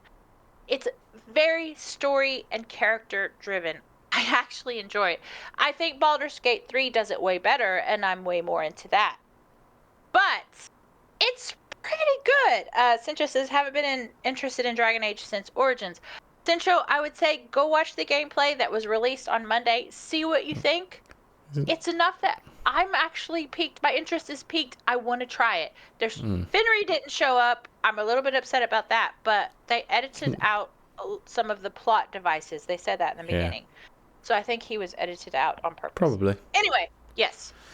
Finishing the last glass of wine. Okay, right. So next up we had the DLC for Starfield called Shattered Space.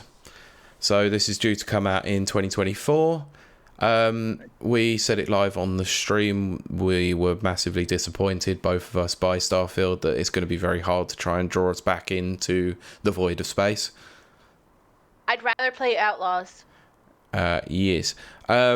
So yeah, I'm not sold on this one. However, they did have a new update, a smaller update coming, which drops then, where they've got the mod support now coming via the Creation Studio, which is okay, I guess, but considering that most modders didn't want to mod the hell out of this game, and now I'm not really going to want to go and mod the game. So Yeah. good luck with that. Anyway, the obligatory Fallout 76 moment was just showing off Skyline Valley.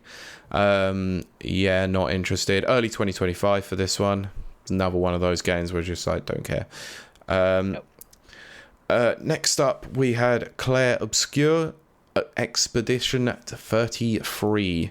So, debut game from Sandfall Interactive. Looks like a role-playing game where you're looking to save humanity from certain destruction. I actually think this looked really good. For a turn, like, it's a turn-based RPG, and I was really interested in this, considering that I haven't been interested in a turn-based RPG for a long time. Yeah, absolutely. I have to agree with you. Yeah, 2025 for this one, so coming out on Series X and S, I believe. So, Kylie, I know you're going to want to talk about this one. South of Midnight.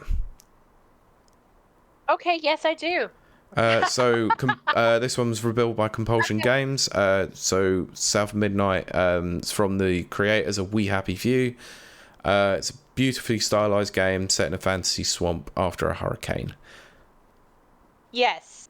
I will very, very quickly say this, and then Jonathan, absolutely add your thoughts and opinions if you have any. I did enjoy hearing the accents that brought me straight back. It's very homesicky. It is definitely the accents from where I'm originally from. Not just the accents, they got the flavor right. It is a weird kind of claymation type of game. Yeah, it's like But stop it's- motion, Stop isn't motion. It is like a Yep. stop motion, which is always interesting to see. So I'm curious about that, but I'm curious about the gameplay, but the story and the characters involved definitely drew me in. I will definitely be playing this for that little bit of nostalgia, a little bit of homesickness. Because for those who don't know, I'm from East Texas, which is right by West Louisiana, which is they're like this. So swamplands, all of that, that's where I'm from. All that kind of like little mythology and stuff like that. It's very suspicious. Not suspicious, that's not the word. Superstitious, that's the word. It's a very superstitious Little area. stitious. Yeah. So I'm a little stitious. just a little stitious.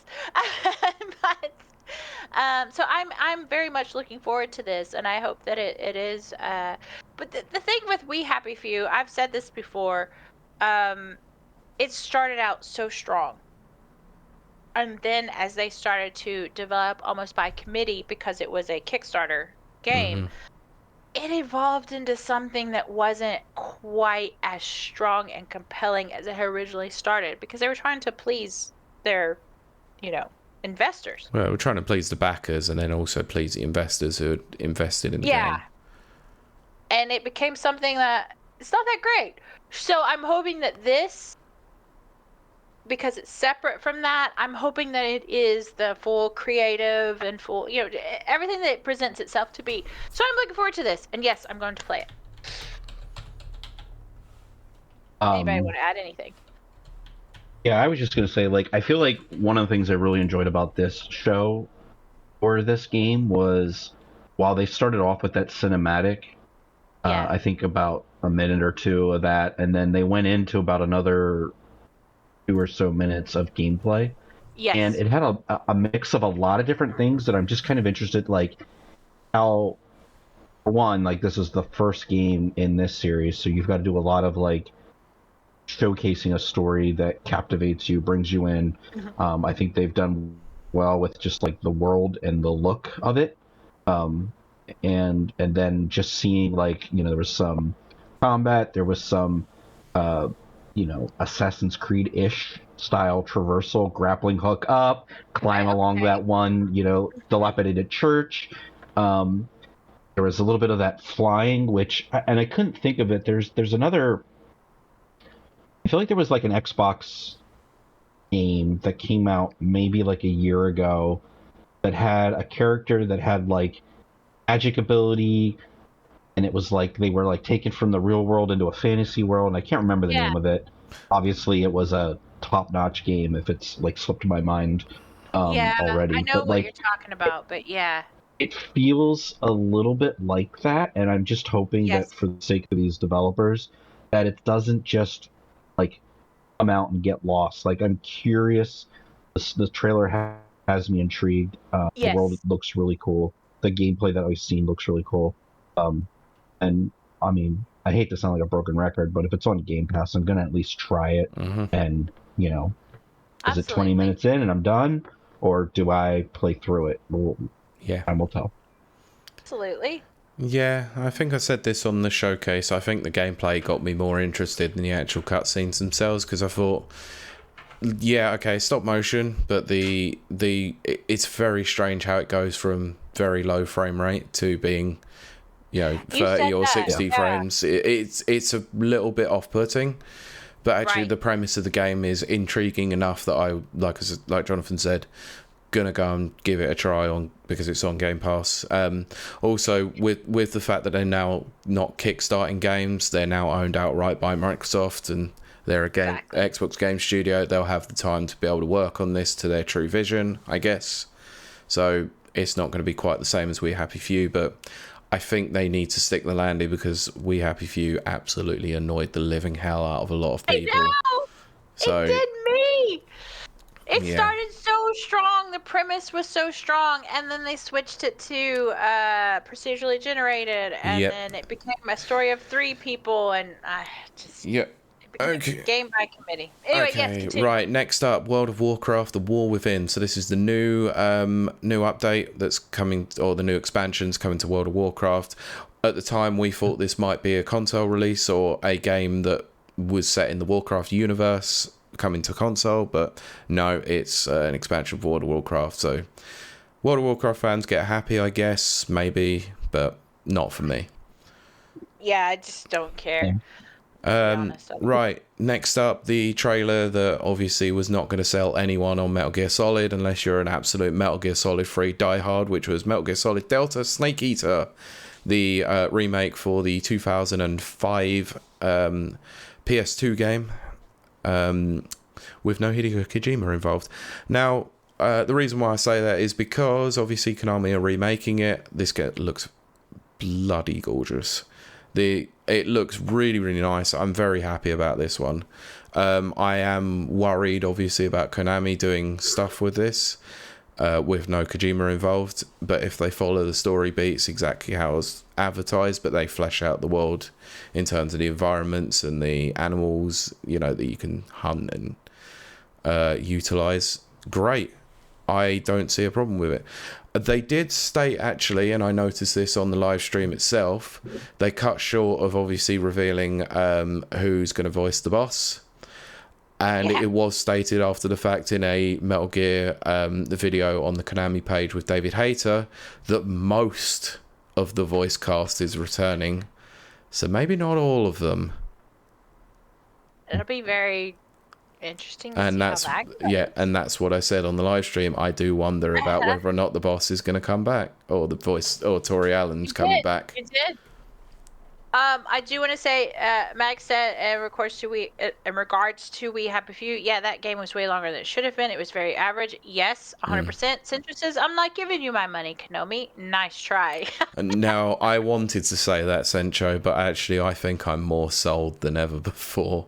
I think I want to buy this, and that's annoying to me because I don't want to give them money. Anyway, Kylie, did you have any thoughts about this, or are you just not interested? I'm interested in the fact that some people wanted that to happen, and it happened, so I'm happy for them. Also, I'm getting in before everyone says it. I said 2005. It is 2004 that Snake Eater came out. Sorry. Yep. Next up, Sea of Thieves Season 13's trailer, where you are going to become a villain. Which is very strange to me because this was noted on another podcast that I listened to.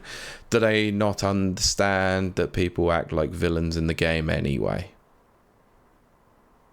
Only that, Pete. Oh my goodness. Anyway, Season 13, July 25th. So yeah, evil pirates on the high seas.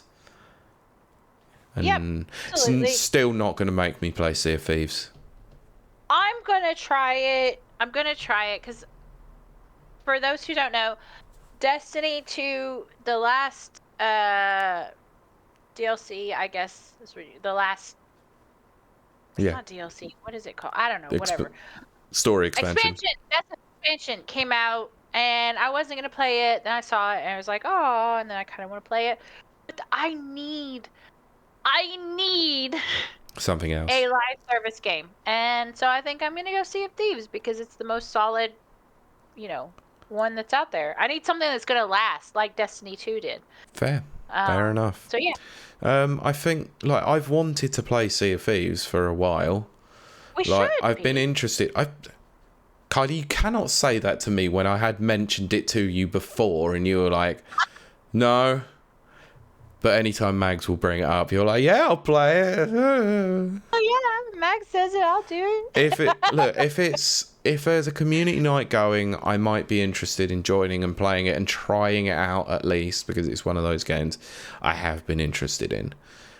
Yes. But I wasn't initially sold on Sea of Thieves when they first revealed it back in 2018 anyway. I thought it looked awful, but it got better. It got better.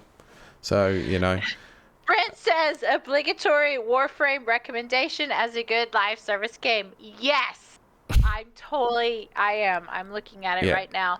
Sinjo says, but when you get to sailing is fun because the waves are relaxing, but when you get to exploring and everything else, nah. Okay, fair enough. Jonathan, thoughts on Sea of Thieves Season 13?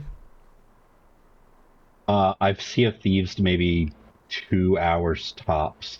So okay. Hasn't really stuck for me. And also, we'll go back on it because you were away from keys at the time. Metal Gear Solid Delta Snake Eater, what do you reckon?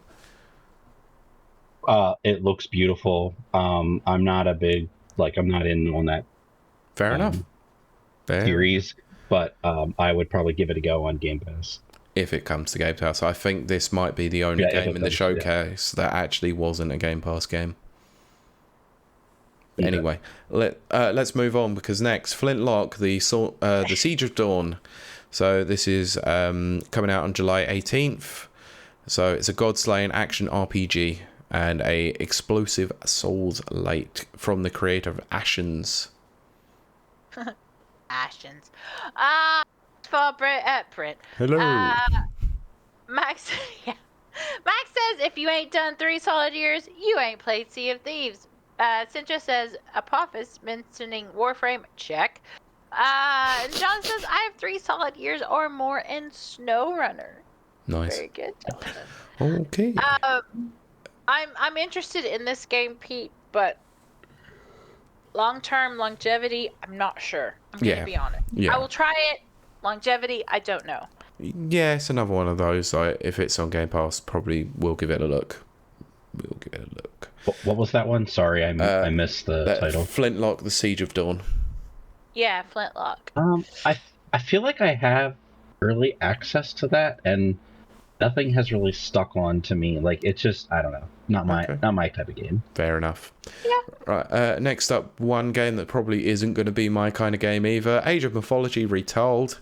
From the creators of Age of Empires. It's more than history, expands into mythology in the world of gods, monsters, and humans. September 4th for Series X and PC. Yeah. I don't really have anything to say about that. Right. Let's get into this, because I think we're going to have big thoughts about this one. Perfect Dark. The game that we didn't think was actually going to be here, and I said a while ago, I reckon this is going to be here. And we finally got a look at the actual gameplay for this that has been rumoured even a month before the showcase to be in real big problems. This didn't look like it was in real big problems to me. I'm very excited about this. I think it looks great. I think it's going to play great. Maybe I'm being optimistic. I don't know. I don't care. I love it. I think it looks amazing. And that's my thoughts on it. Now, this is exactly what I want. Go on, Jonathan. You carry on. I was just going to say, was this revealed to be next gen, as in not even Series X and X? They haven't specifically revealed that, I don't think. Yeah. Okay, I thought I remember seeing titles where, like, articles were calling it Perfect Dark Next Gen, like, years out. I don't know. I think I put in our notes just that hashtag not my Perfect Dark. Like, this game looks nothing like. No, it does. You're right. You're right. No, I would agree with you. This doesn't look like classic Perfect Dark. Or like it felt like a little bit like Crisis, to be honestly. I said as well that it looked very much like Mirror's Edge. Mirror's Edge. It definitely had a Mirror's Edge feel to it. Yeah, for sure. I guess I could kind of nice. Oh, what you got there? Is that roast beef? What is that? I'm so hungry. Ham steak. Nice. Right, that's what they got me. Ham steak. Yeah. Ooh, I'm so hungry. Very nice. But, I'll mute so this doesn't become an ASMR. It's fine. You eat. You deserve it. Yeah. But I think like they had to progress. Obviously, they couldn't stay in the N64 days. So they had to progress. I think yes, there's a lot of Mirror's Edge feels to it. I can kind of see a Crisis a little bit. I can kind of see that. But I think kind of like what Centro says, I think this looks interesting at least. Yes, exactly. Brent says Perfect Dark next gen to differentiate from N64. I usually do dates myself, so Perfect Dark 2025 instead. Yeah, exactly. It's not Perfect Dark 0, it's Perfect Dark 2025. It just says, yeah, nobody would be able to tell which one is which. I've been looking forward to this. Again, I have a different point of view. Obviously, there's not a lot of strong female characters or female heroines, however you want to call it, protagonist or whatever. Love Lara Croft, and then Perfect Dark Zero. Well, Perfect Dark and then Perfect Dark Zero. I have kind of an affinity for Perfect Dark Zero because that was the first one I played, which I know is the 360 as opposed to the N64. I know. But I'm very, very happy to see this. I think it's gonna be really good. At least maybe I'm being optimistic, but that's what I want it to be. I want it to be very good. So, I don't know. What you think, Pete? One thing that I have been asking for many, many years, if you're going to show your damn game off, show some freaking gameplay, and thank Christ they showed the gameplay because it looks fantastic. Exactly. It might not be the Perfect Dark that you think you know and you love.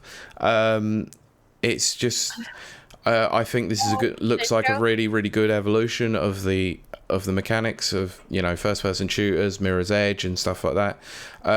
It's taking Perfect Dark into the new generation and trying to get rid of the sour taste that was Zero, because Zero was crap.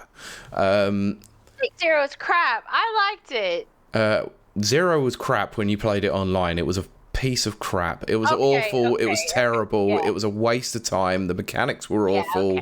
It was shite. It was utter shite. And it was an Xbox 360 launch game, and it was bloody awful. It was freaking terrible. I hated that game. I wish I didn't play it and buy it. So this is a nice way of actually getting back to what Perfect Dark should be. However, I said it at the time, I don't like the character model for Joanna Dark. I think it looks kind of awful. You did say that. I thought she looked great, but yes, you did express I don't like the character model. Like, there's something about it I'm looking at the moment. It just doesn't look like Joanna Dark to me. And you probably won't see the character model that much, apart from obviously in cutscenes. That's absolutely fine, because the gameplay itself, if it's solid enough and the story is compelling, which based on what they were showing off shows, you know, is going to be seems to be pretty incredible. I am very, very happy with what they showed. I just wish that we hadn't had to wait 4 years since the reveal to actually see the gameplay for this. Yeah, I have to agree with you there. Sinjo says Perfect Dark was an average shooter, just like Halo. Tag baited. Thanks, Sincho. She looks like a woman from House of Cards. What's her name? OMG. No. I wouldn't know because I haven't watched House of Cards. Robin. Oh, Robin Wright. Robin Wright. Yes. Yeah. Yes, Cincho says Robin, right? Yeah. Yes. Anyway, how I don't it's want to keep going on about Perfect Dark. Okay, anyway. yeah, we gotta So finish this up. no release date for this one, wrap this unfortunately. up. Let's carry on. Right, next up, Diablo, however you pronounce it, Vessel of Hatred. This was a cinematic trailer for an expansion that's coming out in October. Looked freaky as all hell, very horror infused, very gory. Not my kind of thing. So not for me. I'm not a Diablo fan as well, so. Yeah, I didn't care for the trailer. It didn't make sense. And I don't like Diablo. Again, no offense to anyone who loves it. I support you. Yeah, right. I believe it's pronounced Diable. Diable. Yeah. Diable. All right, Diable. I mean, if it based on what they showed, it was more like Diable because it was pretty sick. Yes. Yeah. Right, Fable. Let's talk Fable. Oh my gosh! Just run through this very, very quickly. One, because I've drank an entire bottle of wine and I need to go to the bathroom. Fable. I'm disappointed that it is not cartoony. I think that Diablo should look like Sea of Thieves. Diablo should look like Sea of Thieves. You mean Fable should look like? Not Diablo. Oh my gosh. Jesus Fable. Christ. Sorry. Bottle of wine. It's the wine, but it's also Cincho. Because I was reading Cincho. Yeah, I know. But yes, no. Fable should look like Sea of Thieves, not like Skyrim. And I'm very disappointed that it looks more realistic, I guess.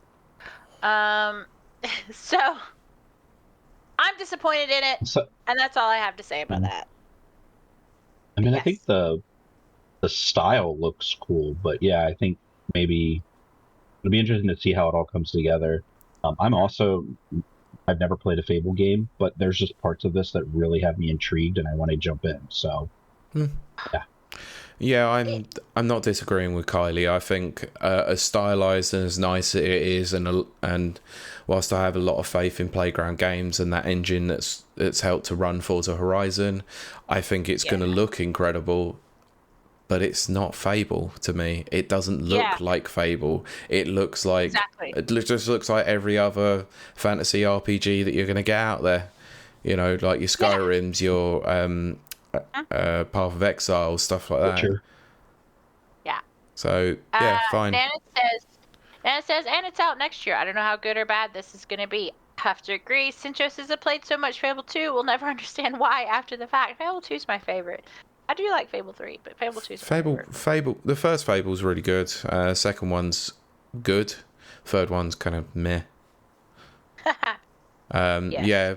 So I'm a bit more excited about this one after seeing what I saw, because I think gameplay wise it's going to feel like Fable at least, and I've got faith in Playground to capture the essence that is Fable. But yeah, visually speaking, it's not got the same punch in the art style for me. Yeah. And also someone brought this up in another podcast. What happened to character customization?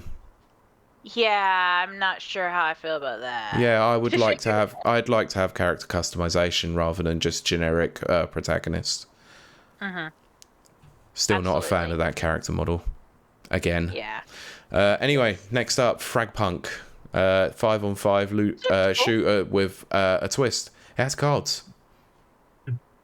Yes. They lost me at cards. I thought the gameplay looked interesting. It does, yeah. But I still think it looked interesting. Yeah, they lost me at cards, unfortunately, but it's the same. Oh, is it? Oh. I mean, it feels... There's a roguelike game that I believe I have for review sometime called Foglands, that as you play through it, you get a card. You get cards that can stack and enhance your abilities, as well as you can be poisoned or whatever. I kind of wonder, like, if it will play a little bit like that, where, like, during your matches, I think the interesting thing is that if there's enough cards customization, that, like, it could really mix up the gameplay in what ends up being, somewhat very typical in, like, how you approach different encounters.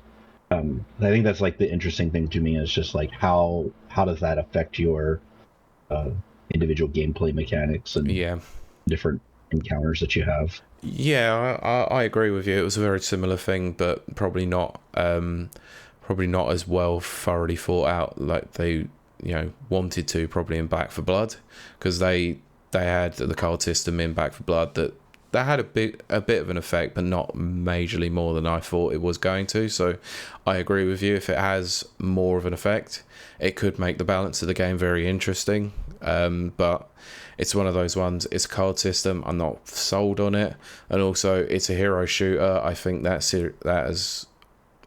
it's trying to chase a dream that died in 2019, so it's already dated itself to some degree in that respect, because we look at how Concord was reacted to in the PlayStation Showcase a few weeks ago, and people went, "Oh, look, a hero shooter. I don't care."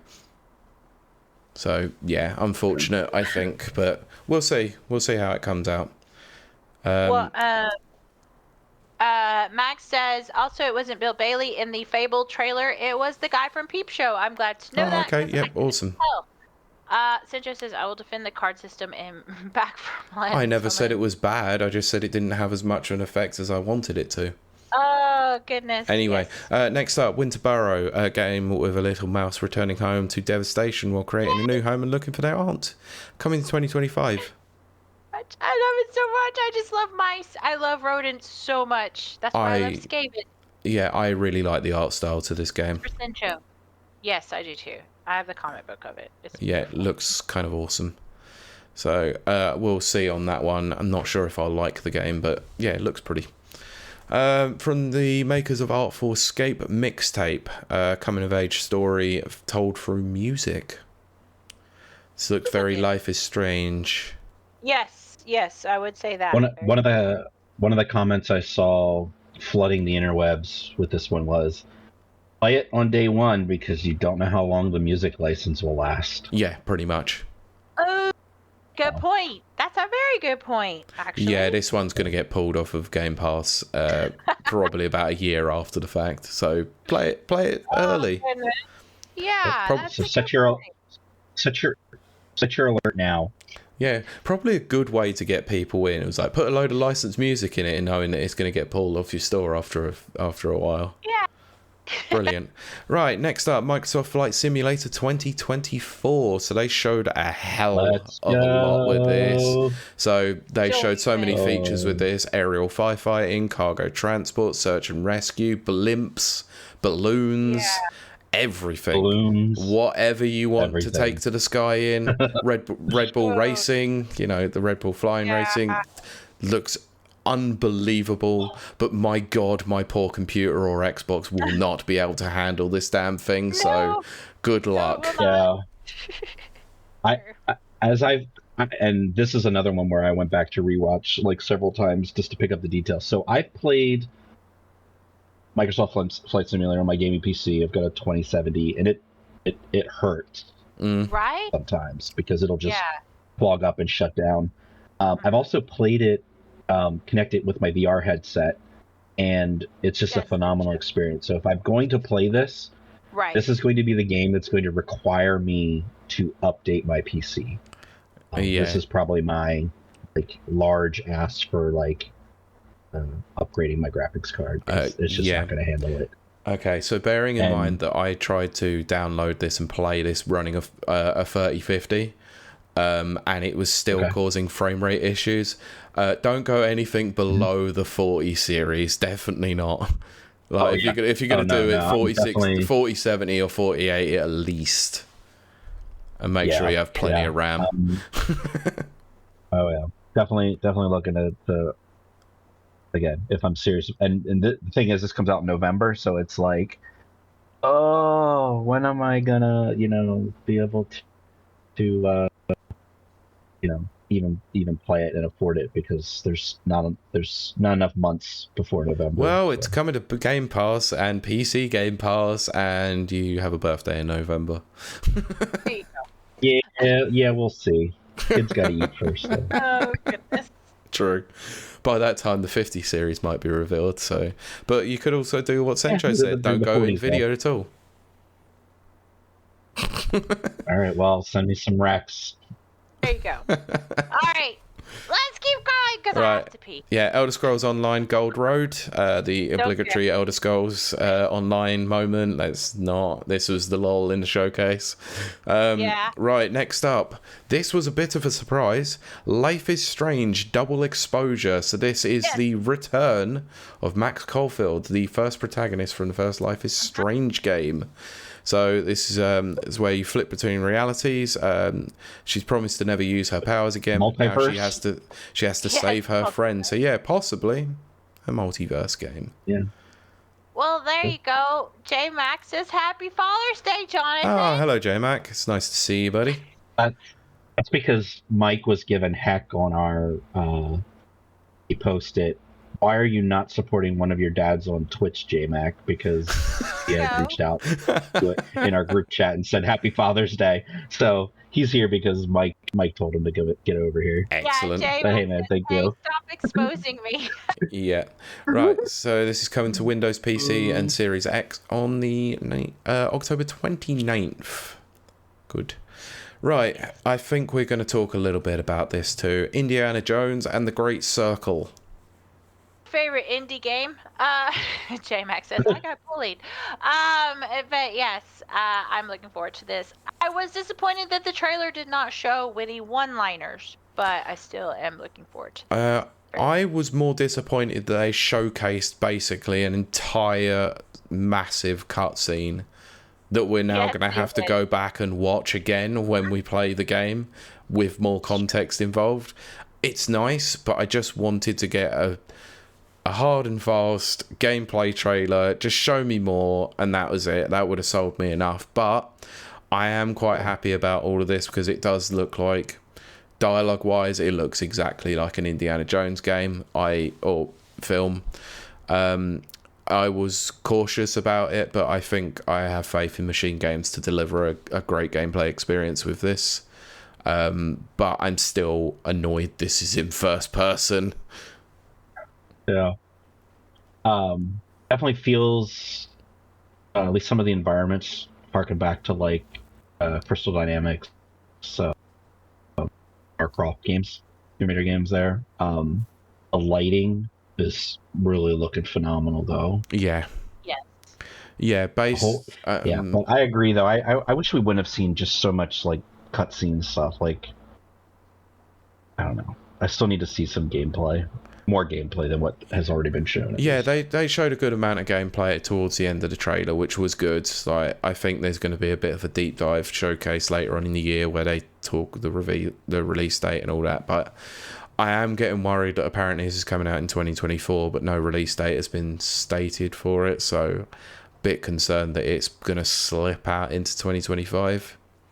So she said. Or they're trying to figure out just where to slot it in, like, that's what she said. You know, intro-wise. Yeah. If you're slotting things in, dude, you're doing it too. Let's not go into that one. Let's not go into that one. Anyway, right. Next up, Mecha Break. It's not Gundam, but it looks like it. Apparently, is what it says on this article. Out in August. So this was another one where we said, oh yeah, a mecha game, you know, kind of cool, would be nice. I did say that. I haven't played a mecha game since Sony the Enders, so, you know, cool. Great. Yeah. Next up, Wu Chang, Fallen Feathers. Why does it feel like I'm going to get cancelled for saying that name? I don't know. I mean, it looks interesting, but I don't know. Yeah, 2025 Game Pass. It is a Souls-like, so you've lost me there already. It's set in the late Ming Dynasty. So, yeah. Cool character designs. Yeah, I'm not going to disagree with that. Exactly. You know, but again, not a genre that I play. Yeah. Right. Going to quickly go over Avowed. Avowed is coming out later on in this year. Looks kind of cool still. I mean, the only thing I care about Avowed is it's by Obsidian. Obsidian made New Vegas. I love New Vegas, so I'm giving it a try, but I don't have high hopes. Yeah. I think the combat looks a little bit better than it did previously. I'm happy about that, but I'm not I'm not certain I'm going to be sold on this, but another one, Game Pass.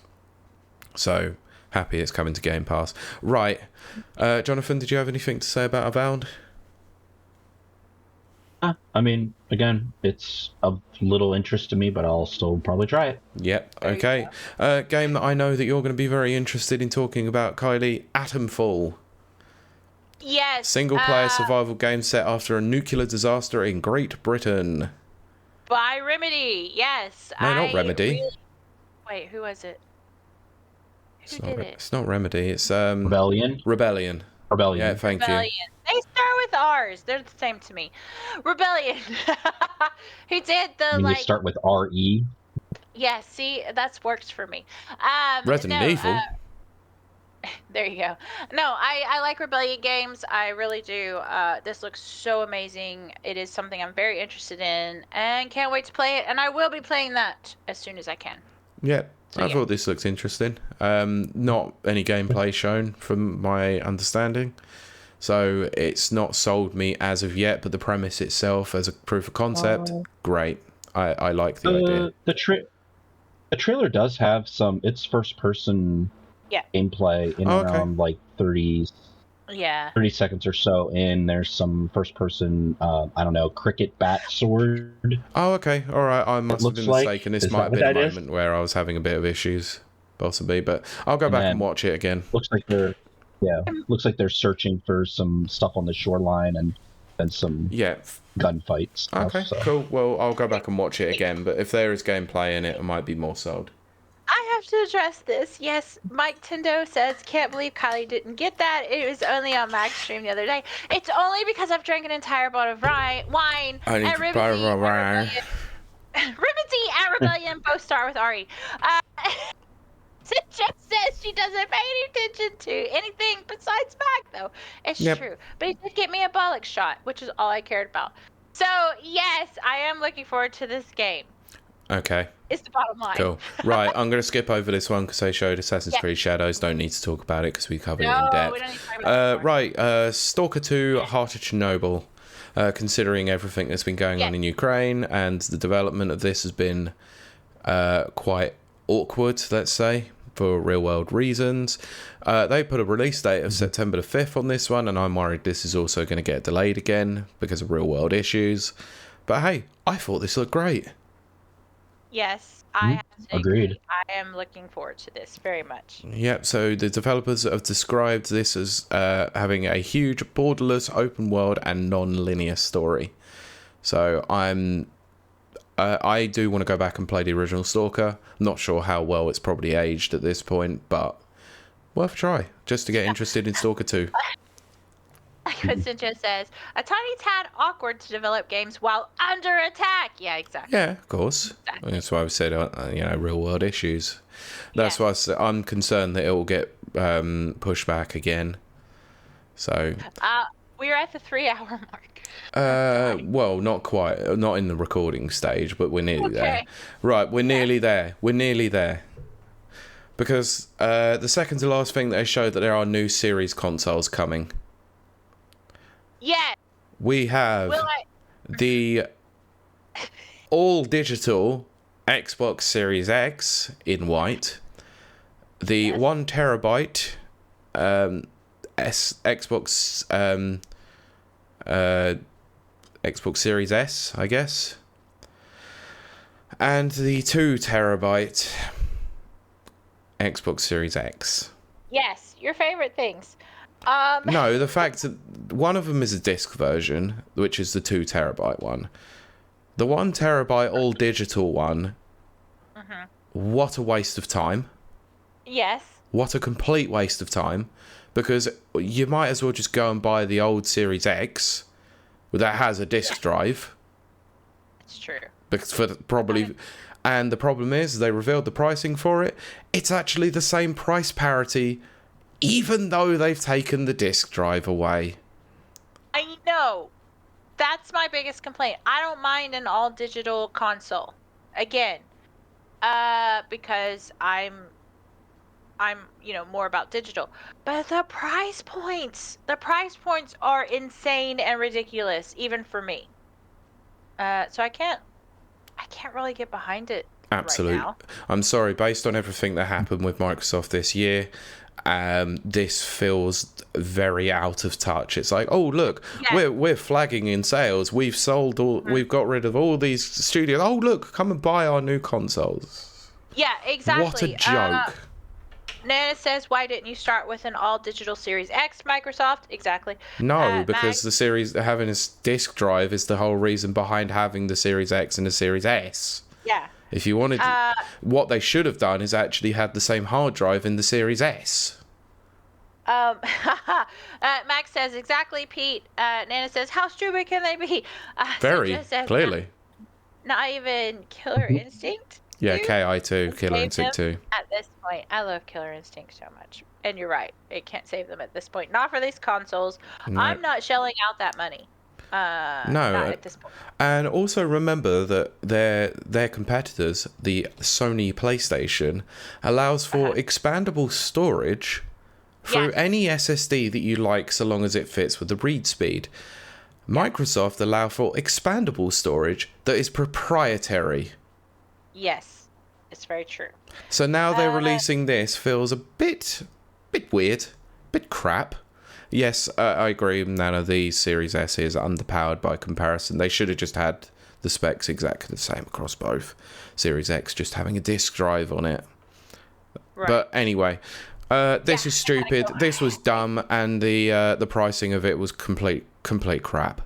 So absolutely. Screw off, Microsoft. I had a very visceral reaction to this at the time that you could probably hear it. Yes, it's true. So, but yes, let's wrap this thing We're at the final game. We've made it, guys and gals. Gears of War E-Day. Yes. The game I felt didn't need to be made, but hey! No, I'll get to that in a minute. I'm very excited. I'm definitely looking forward to it.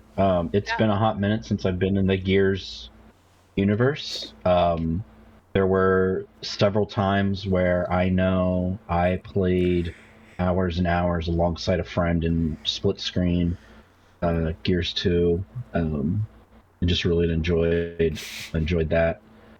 So happy to get back into this universe, happy to get back into this world. And those arms look jacked on they looked amazing. all guys, so yeah. Pete, go ahead, read the comment that has cracked you up. Mag said, also talking about the consoles that were revealed, also had that stupid bitch presenting that bit. He's talking about Sarah Bond. Yes, he is. But I'm going to echo Jonathan in that this game looked great. I'm talking about Gears of War, the prequel. I think it looks amazing. It is funny that Jonathan said that about the arms looking jacked, because when the discussion is usually about the unrealistic standards of females, which we do have, I'm not discrediting that, but I always refer to Gears of War as the unrealistic body type for males. Yep. As a kind of counter argument. It doesn't go over well with women. I'm sorry, but it doesn't. But it's true. So it's funny to hear Jonathan say that. My only trepidation. Max says, I agree with Jonathan. This was the Gears game I wanted. Glad it wasn't Gears 6, so I'm very happy. Exactly. It's kind of like Doom. It needed to be a prequel in order for this to work. But Cintra says another average shooter. The only thing I'm worried about, and this is just me, and we're going to fly through this, is I didn't hear any John DiMaggio voiceover acting, which I'm a little bit worried about. And the funny thing about that is I've been watching Futurama like solidly this week, and there is an episode in the newer Futuramas where Bender, who is voiced by John DiMaggio, is a a video game character, but he's the opposite of Marcus Phoenix, and he's like really bad at video games, and he's just bad at shooting and everything, and was very funny, and it just made me kind of have that throwback to Gears of War, which I just really love the Gears of War universe. Yes, thank you, Mike Tendo. Where have you gone? Joe DiMaggio. Yes. He was showering, remember? Wait, that was like 2 hours ago, though. God damn, it's like 11 o'clock there as well. Why are you still doing that? I know. We need to wrap this up, too. But anyway, long story short, I'm very excited about this. I just wish they would have given us some voiceover. Pete, what are your thoughts and feelings? I've got no problems with this, apart from obviously, yeah, it's a proof of concept trailer. It's obviously not going to be out for a while. It's cinematic. It's going to show, obviously, the very start of the war with the Locusts, and obviously them emerging on E-Day. However, this is why I said at the beginning of this, the game that didn't need to be made. I'm gonna stand on the hill because I remember the Gears of War Collector's Edition had the art book in it that explained everything that you needed to know about E-Day anyway. So, fine. For those who may not have actually seen it, that's not a problem. At least we might actually get to play it. I've got no issue with that. So it'll be a good way for me to get back into the Gears series because I've lapsed since 3. Didn't play 4, didn't play 5. So I like 5. Because it's now rather than it being Gears 4, Gears 5, it's now gone back to the actual Gears of War. I do wonder how much they're going to go back to the classic style of how it worked. But yeah, I am interested in this one, but I'll hold off most thoughts until I see actual gameplay for it again. Yes, and Nana has says one more thing, because it was at 2 other shows that weren't the big ones, and he's correct. That's the ukulele. It's getting a remake. What a piece of crap that announcement that was. What a waste of fucking time that was. I don't care what anyone says. Why the hell are you remastering a 7-year-old game? I don't care what company it is. Don't do it. It's playable on current gen consoles. Why the hell are you doing it? And there you had Pete's rant. If you have any more you want to tell us or ask us, or your thoughts and feels on all of the showcases, I think now, Pete, am I right? We're going to rate what our favorites were and how well they did. Am I correct? Mike's not it's exactly the same thing that I said in our WhatsApp group with the EGX gang as well, so I'm not defaulting on that position. But yeah, we'll rate the showcases and talk about our favorites. Yep. Brent says, I am upset about it as well, unless it's a free upgrade on Series X. Won't be. I agree with Brent. And then Mike says, that just came out. Denker's already gone, but he would probably talk about this. Did you touch upon Shovel Knight DX? We have it. How many times have they re-released Shovel Knight with so many expansions? Why do you need to do it again? God damn it. It's shovelware at this point. It really is. Good. It's a waste of... Very good. What the hell? What is with indie companies now turning around and going, yeah, we're just going to keep re-releasing our games? It's true. Until Outer Sloth supports them, this is what they have to do. There you go. Very true. Good, Jonathan. I have to go to the bathroom so bad. Mike says you beat me to it again, Jonathan. And Nana says, okay, Pete, they are making new ones, to be fair. That is true. I know they are, but why do they need to re-release this on another platform that they've been releasing for 10 years? How else do you afford a yacht club? There you go. Very good. Okay, let's rate. Yeah, our Sencho, favorites. thank you. Then just make the new one. Don't stop wasting time on development or remastering, remaking for another console that you can sell it on. I mean, for Christ's sakes, they sold it on the Wii U and it did well. Anything that's sold on the Wii U deserves props. Yep. God damn it. Anyway, yeah, let's rate these showcases. Yes. So, my favorite was the Microsoft one. Which is not a surprise. And yes, I rate it an 8.5 out of 10. Anyway, yes, Jonathan, what was your favorite? Out of the Microsoft one, or just out of the 3? Or, out of the 3, and if you want to rate all 3, that's fine. Yeah. Summer Game Fest was definitely not my favorite. There were aspects of it that were my favorite. Right. Okay. I think so. That one's going to be at the bottom there. I feel like I got more gameplay out of the Ubisoft Forward in Assassin's Creed that I needed to see, and Star Wars Outlaws that I needed to see. That I think supersedes basically everything in the Xbox showcase, because that was a lot of just cinematic trailers. So yeah, I'm gonna go Ubisoft Forward, probably an 8, 9 maybe for me at the most. Xbox probably 7, 8, and Right. Summer Snooze Fest was like a 5. Yes. Again, I agree that should be the title of this episode. Yes. Pete, what about you? Summer Games Fest had a few nice surprises. The fact it was basically nearly 2 hours of stuff that I mostly didn't care about. Summer Snooze Fest is definitely the right accurate description for it, but I can't take away from the fact that they showed Terry and Mai for Street Fighter 6 and Fatal Fury City of the Wolves. So not going to complain about that. But yeah, it's probably a 5 for that one for me. The Ubisoft show, whilst I wasn't overly sold on everything in it, there was a few good highlights in it. It's quite hard to get me interested in Ubisoft games, so they've done a decent enough job in some of those. I think the biggest factor in it is it was short and snappy, like Mags. Sorry, had to get a cheap shot in there. Yeah, it was short, it was snappy, it was quick, it didn't overstay its welcome. It was probably a 7.5 for me on that one. The Microsoft one probably was the highlight of the whole thing out of all of it. Barring the fact that there was only a few games that really showed a lot of gameplay, a lot of actual solid release dates.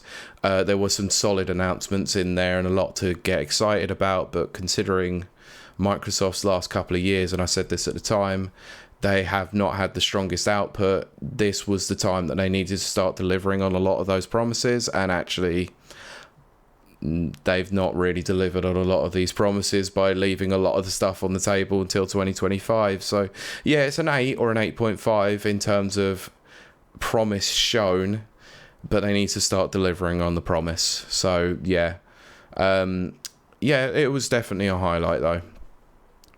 Nana says my ratings for everything taken from Twitter: top, best to bottom, worst. Marvelous Games Showcase, Future of Play, State of Play, Summer Games Fest, Ubisoft Forward, Xbox Games Showcase, Guerrilla Collective, 5 Future Games Show, Wholesome Direct.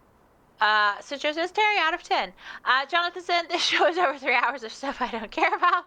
Citro says sorry, not sorry. Max says true story, Pete.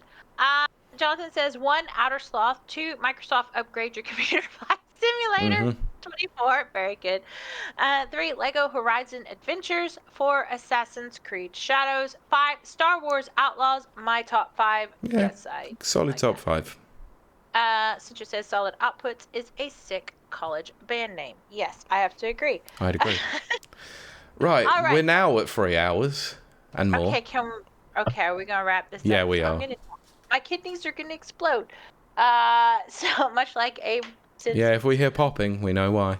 Yeah, exactly. You shouldn't have drank so much sarsaparilla. This has been a wonderful episode. It's been one of our longest episodes in a very long time. That's what she said. We very much thank Jonathan for joining us and giving his thoughts and opinions. I do wish we could have explored a little bit more VR games, but we're at 3 hours. Oh my gosh. We can say that for later in the year. There's a Quest Connect coming up. Oh, is there? Okay, cool. Yeah, we'll come back to it. Do that then. Absolutely. Oh dear. Centro says, come on, Kylie, 3 hours is your average session. Come on, Kylie, wrap it up. Only of watching Max stream, of course, only when Max is on. But Jonathan, where can we find you out there in that great, big, wonderful Never Never Land? Mostly hiding in my attic doing some work in Pennsylvania if you want to come visit. But I'm on X doing the whole Twitter tweeting thing about video games. But my reviews can be found at rapidreviewsuk.com/author/Jonathan Ober, and then MikeTendo64/author/Jonathan for reviews over there on Mike Tendo, friend of the show. Yes, best friend of the show. He got upgraded. Yeah, he's been upgraded. Best friend. Oh, best friend. Sorry. No, you're fine. Pete, what about you? Where are your odds and ends? And also, we forgot we've got to do the No, whole. it's fine. I'll run through it really quickly because obviously, okay. So you can follow the Twitter at our Radio Pod or X, whatever you want to call it these days. Don't care. It's not very active. We just post a show and some other random stuff here and there. Check out the Neville Watchers, the movie podcast that I do with my friend Kurt Lewin. We should be returning to the world of Arrakis, and we're going to be doing Dune Part 2. My DVD copy is Blu-ray copy is turned up, and I'm going to be watching it soon. So check back for that within the next week or two. Rapid24 is the code that you can use when you're buying your tickets for 15% off at Timeless Gaming Convention, which is the 14th of August at the Arcade Club in Bury in Manchester. We are going to be there. Plenty of people are going to be there. It's going to be a good day. Have a good day of fun at Europe's second largest arcade. I'm probably going to be in cosplay. I just haven't decided yet. Yes. I keep getting requests. Mags has said less than 2 months ago. So, yes, that is true. That is true. I always think about that. Yeah. So, So, please use Rapid24 for the 15% off because you want to make us look cool. Yes. Make us look cool in front of Max. Europe's largest arcade, but UK's second best arcade is what Max says. Okay. Don't want to get sued by them. All right, fine. I apologize. Jonathan will be at Too Many Games, June 29th, local video game convention in Oaks, Pennsylvania, which... Oh, yeah, awesome. Wait. Is PA Pennsylvania or Philadelphia? Yes, Pennsylvania. Okay, thank goodness I've been away a little bit. Oaks, Pennsylvania. Yeah, I keep forgetting about... Philadelphia is also in Pennsylvania. Yeah, I keep forgetting about Too Many Games. Like, it sounds like a great convention. I really want to go to it at some point, but that requires me to be in the US. Yes. Hey, and there's a bed here for you, Pete. Sweet. Well, I wonder if I can hold off my honeymoon until June. There you go. That's it. Yes. Prolong your honeymoon. Brent says, is that Amish country? That is kind of, there's Amish around there, isn't it? It is. Yeah. Amish are about 15 minutes away from us, yes. Nice. Wow, that's so amazing. I haven't been to the US in 15 years, which is kind of crazy. But so I guess I'll kind of, let's see. Jonathan says 20 years married, still probably honeymoon. Brilliant. Mike Tindo says now it's a race who gets to stay with Jonathan first between Mike Tindo and Pete. I love it. Brent says I know my geography. Yes, you do, Brent. Very good. It's all right. It's all right, Mike. We've shared a convention hall. It's different. Probably not in Jonathan's house. Sorry. Wait, I just realized I've met Jack Tindo and I have not met Mike Tindo. Oh, time for the band hammer, Nana, if you can. There's still 8 other Tendos you have to meet. Yeah, exactly. Well, I did meet Jack Tindo's wife and his children, and they were lovely, absolutely wonderful. GeoGuessr. Oh my gosh, I haven't played GeoGuessr in so long, Sincho. GeoGuessr's great, Brent. You probably would be good at it, actually, Brent. You should try it. If you've met one Tindo, you've met them all. Nana, if you're around, if you can, hammer them. If not, I will ban them. Yeah, right. Can we wrap this up? 3 hours and 7. 3 hours and 7. Yes. Mike's sister is also John Tindu, who we're speaking with right now. Okay. I'm gonna plug myself, which seems like, yeah. Okay. I probably shouldn't have said that. Anyway, I will probably be doing, I will be doing a sneaky stream, a stealth stream this week. Probably tomorrow. It's not very stealthy then. Well, I'm just telling you guys. I'm not gonna... Exactly, Jonathan. God. Exactly. Yes, and Joe, it'll get me banned. TOS. But I will probably be doing a stealthy stream tomorrow on my personal channel, which is KILAY_WILDE if you aren't following. It's just gonna be me playing games. There's nothing special to it. If you want to come along, please do. I'm not gonna advertise it or go crazy. It's just me by myself, talking to myself and drinking wine. Maybe it'll be fun and playing a game. Who knows? Everyone come play in the sandbox with me. Depends on what you're playing. I don't know yet. I think I'm just gonna pick a random Steam game. Yeah, do it. Mostly I just want to hang out with chat and chat to chat. Chat to chat. Yes, makes sense. What time are you going live? 7 o'clock. Actually, it's probably... Well, maybe I will do 7. I was going to do 3, but maybe I'll do 7 because I don't want to cross into Max's stream because I will be immediately shutting down and going to Max's stream. I know. But yes, if you're out and about and you see my little alert, come chill. Come talk to me. It'll be fun. That's all I care about is chat. I don't really care what I'm playing.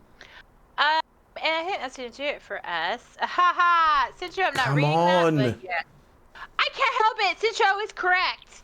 Yes, it's true, but so much fun. I need to pee and we need to finish. Come on, hurry up. Go, let's go. I'm gonna die. You're right. Okay. Yes. Thank you so much to Jonathan for joining us. Chat, shut up. It's been wonderful. What? What? Chat, shut up. Oh, chat, shut up. Chat's giving it their best. And yes, it is true. 10 days, guys. 10 days. That's when TwitchCon happens. Anyway, yes, thank you so much for joining us. We will probably do 2 minutes at the most after post-show. Thank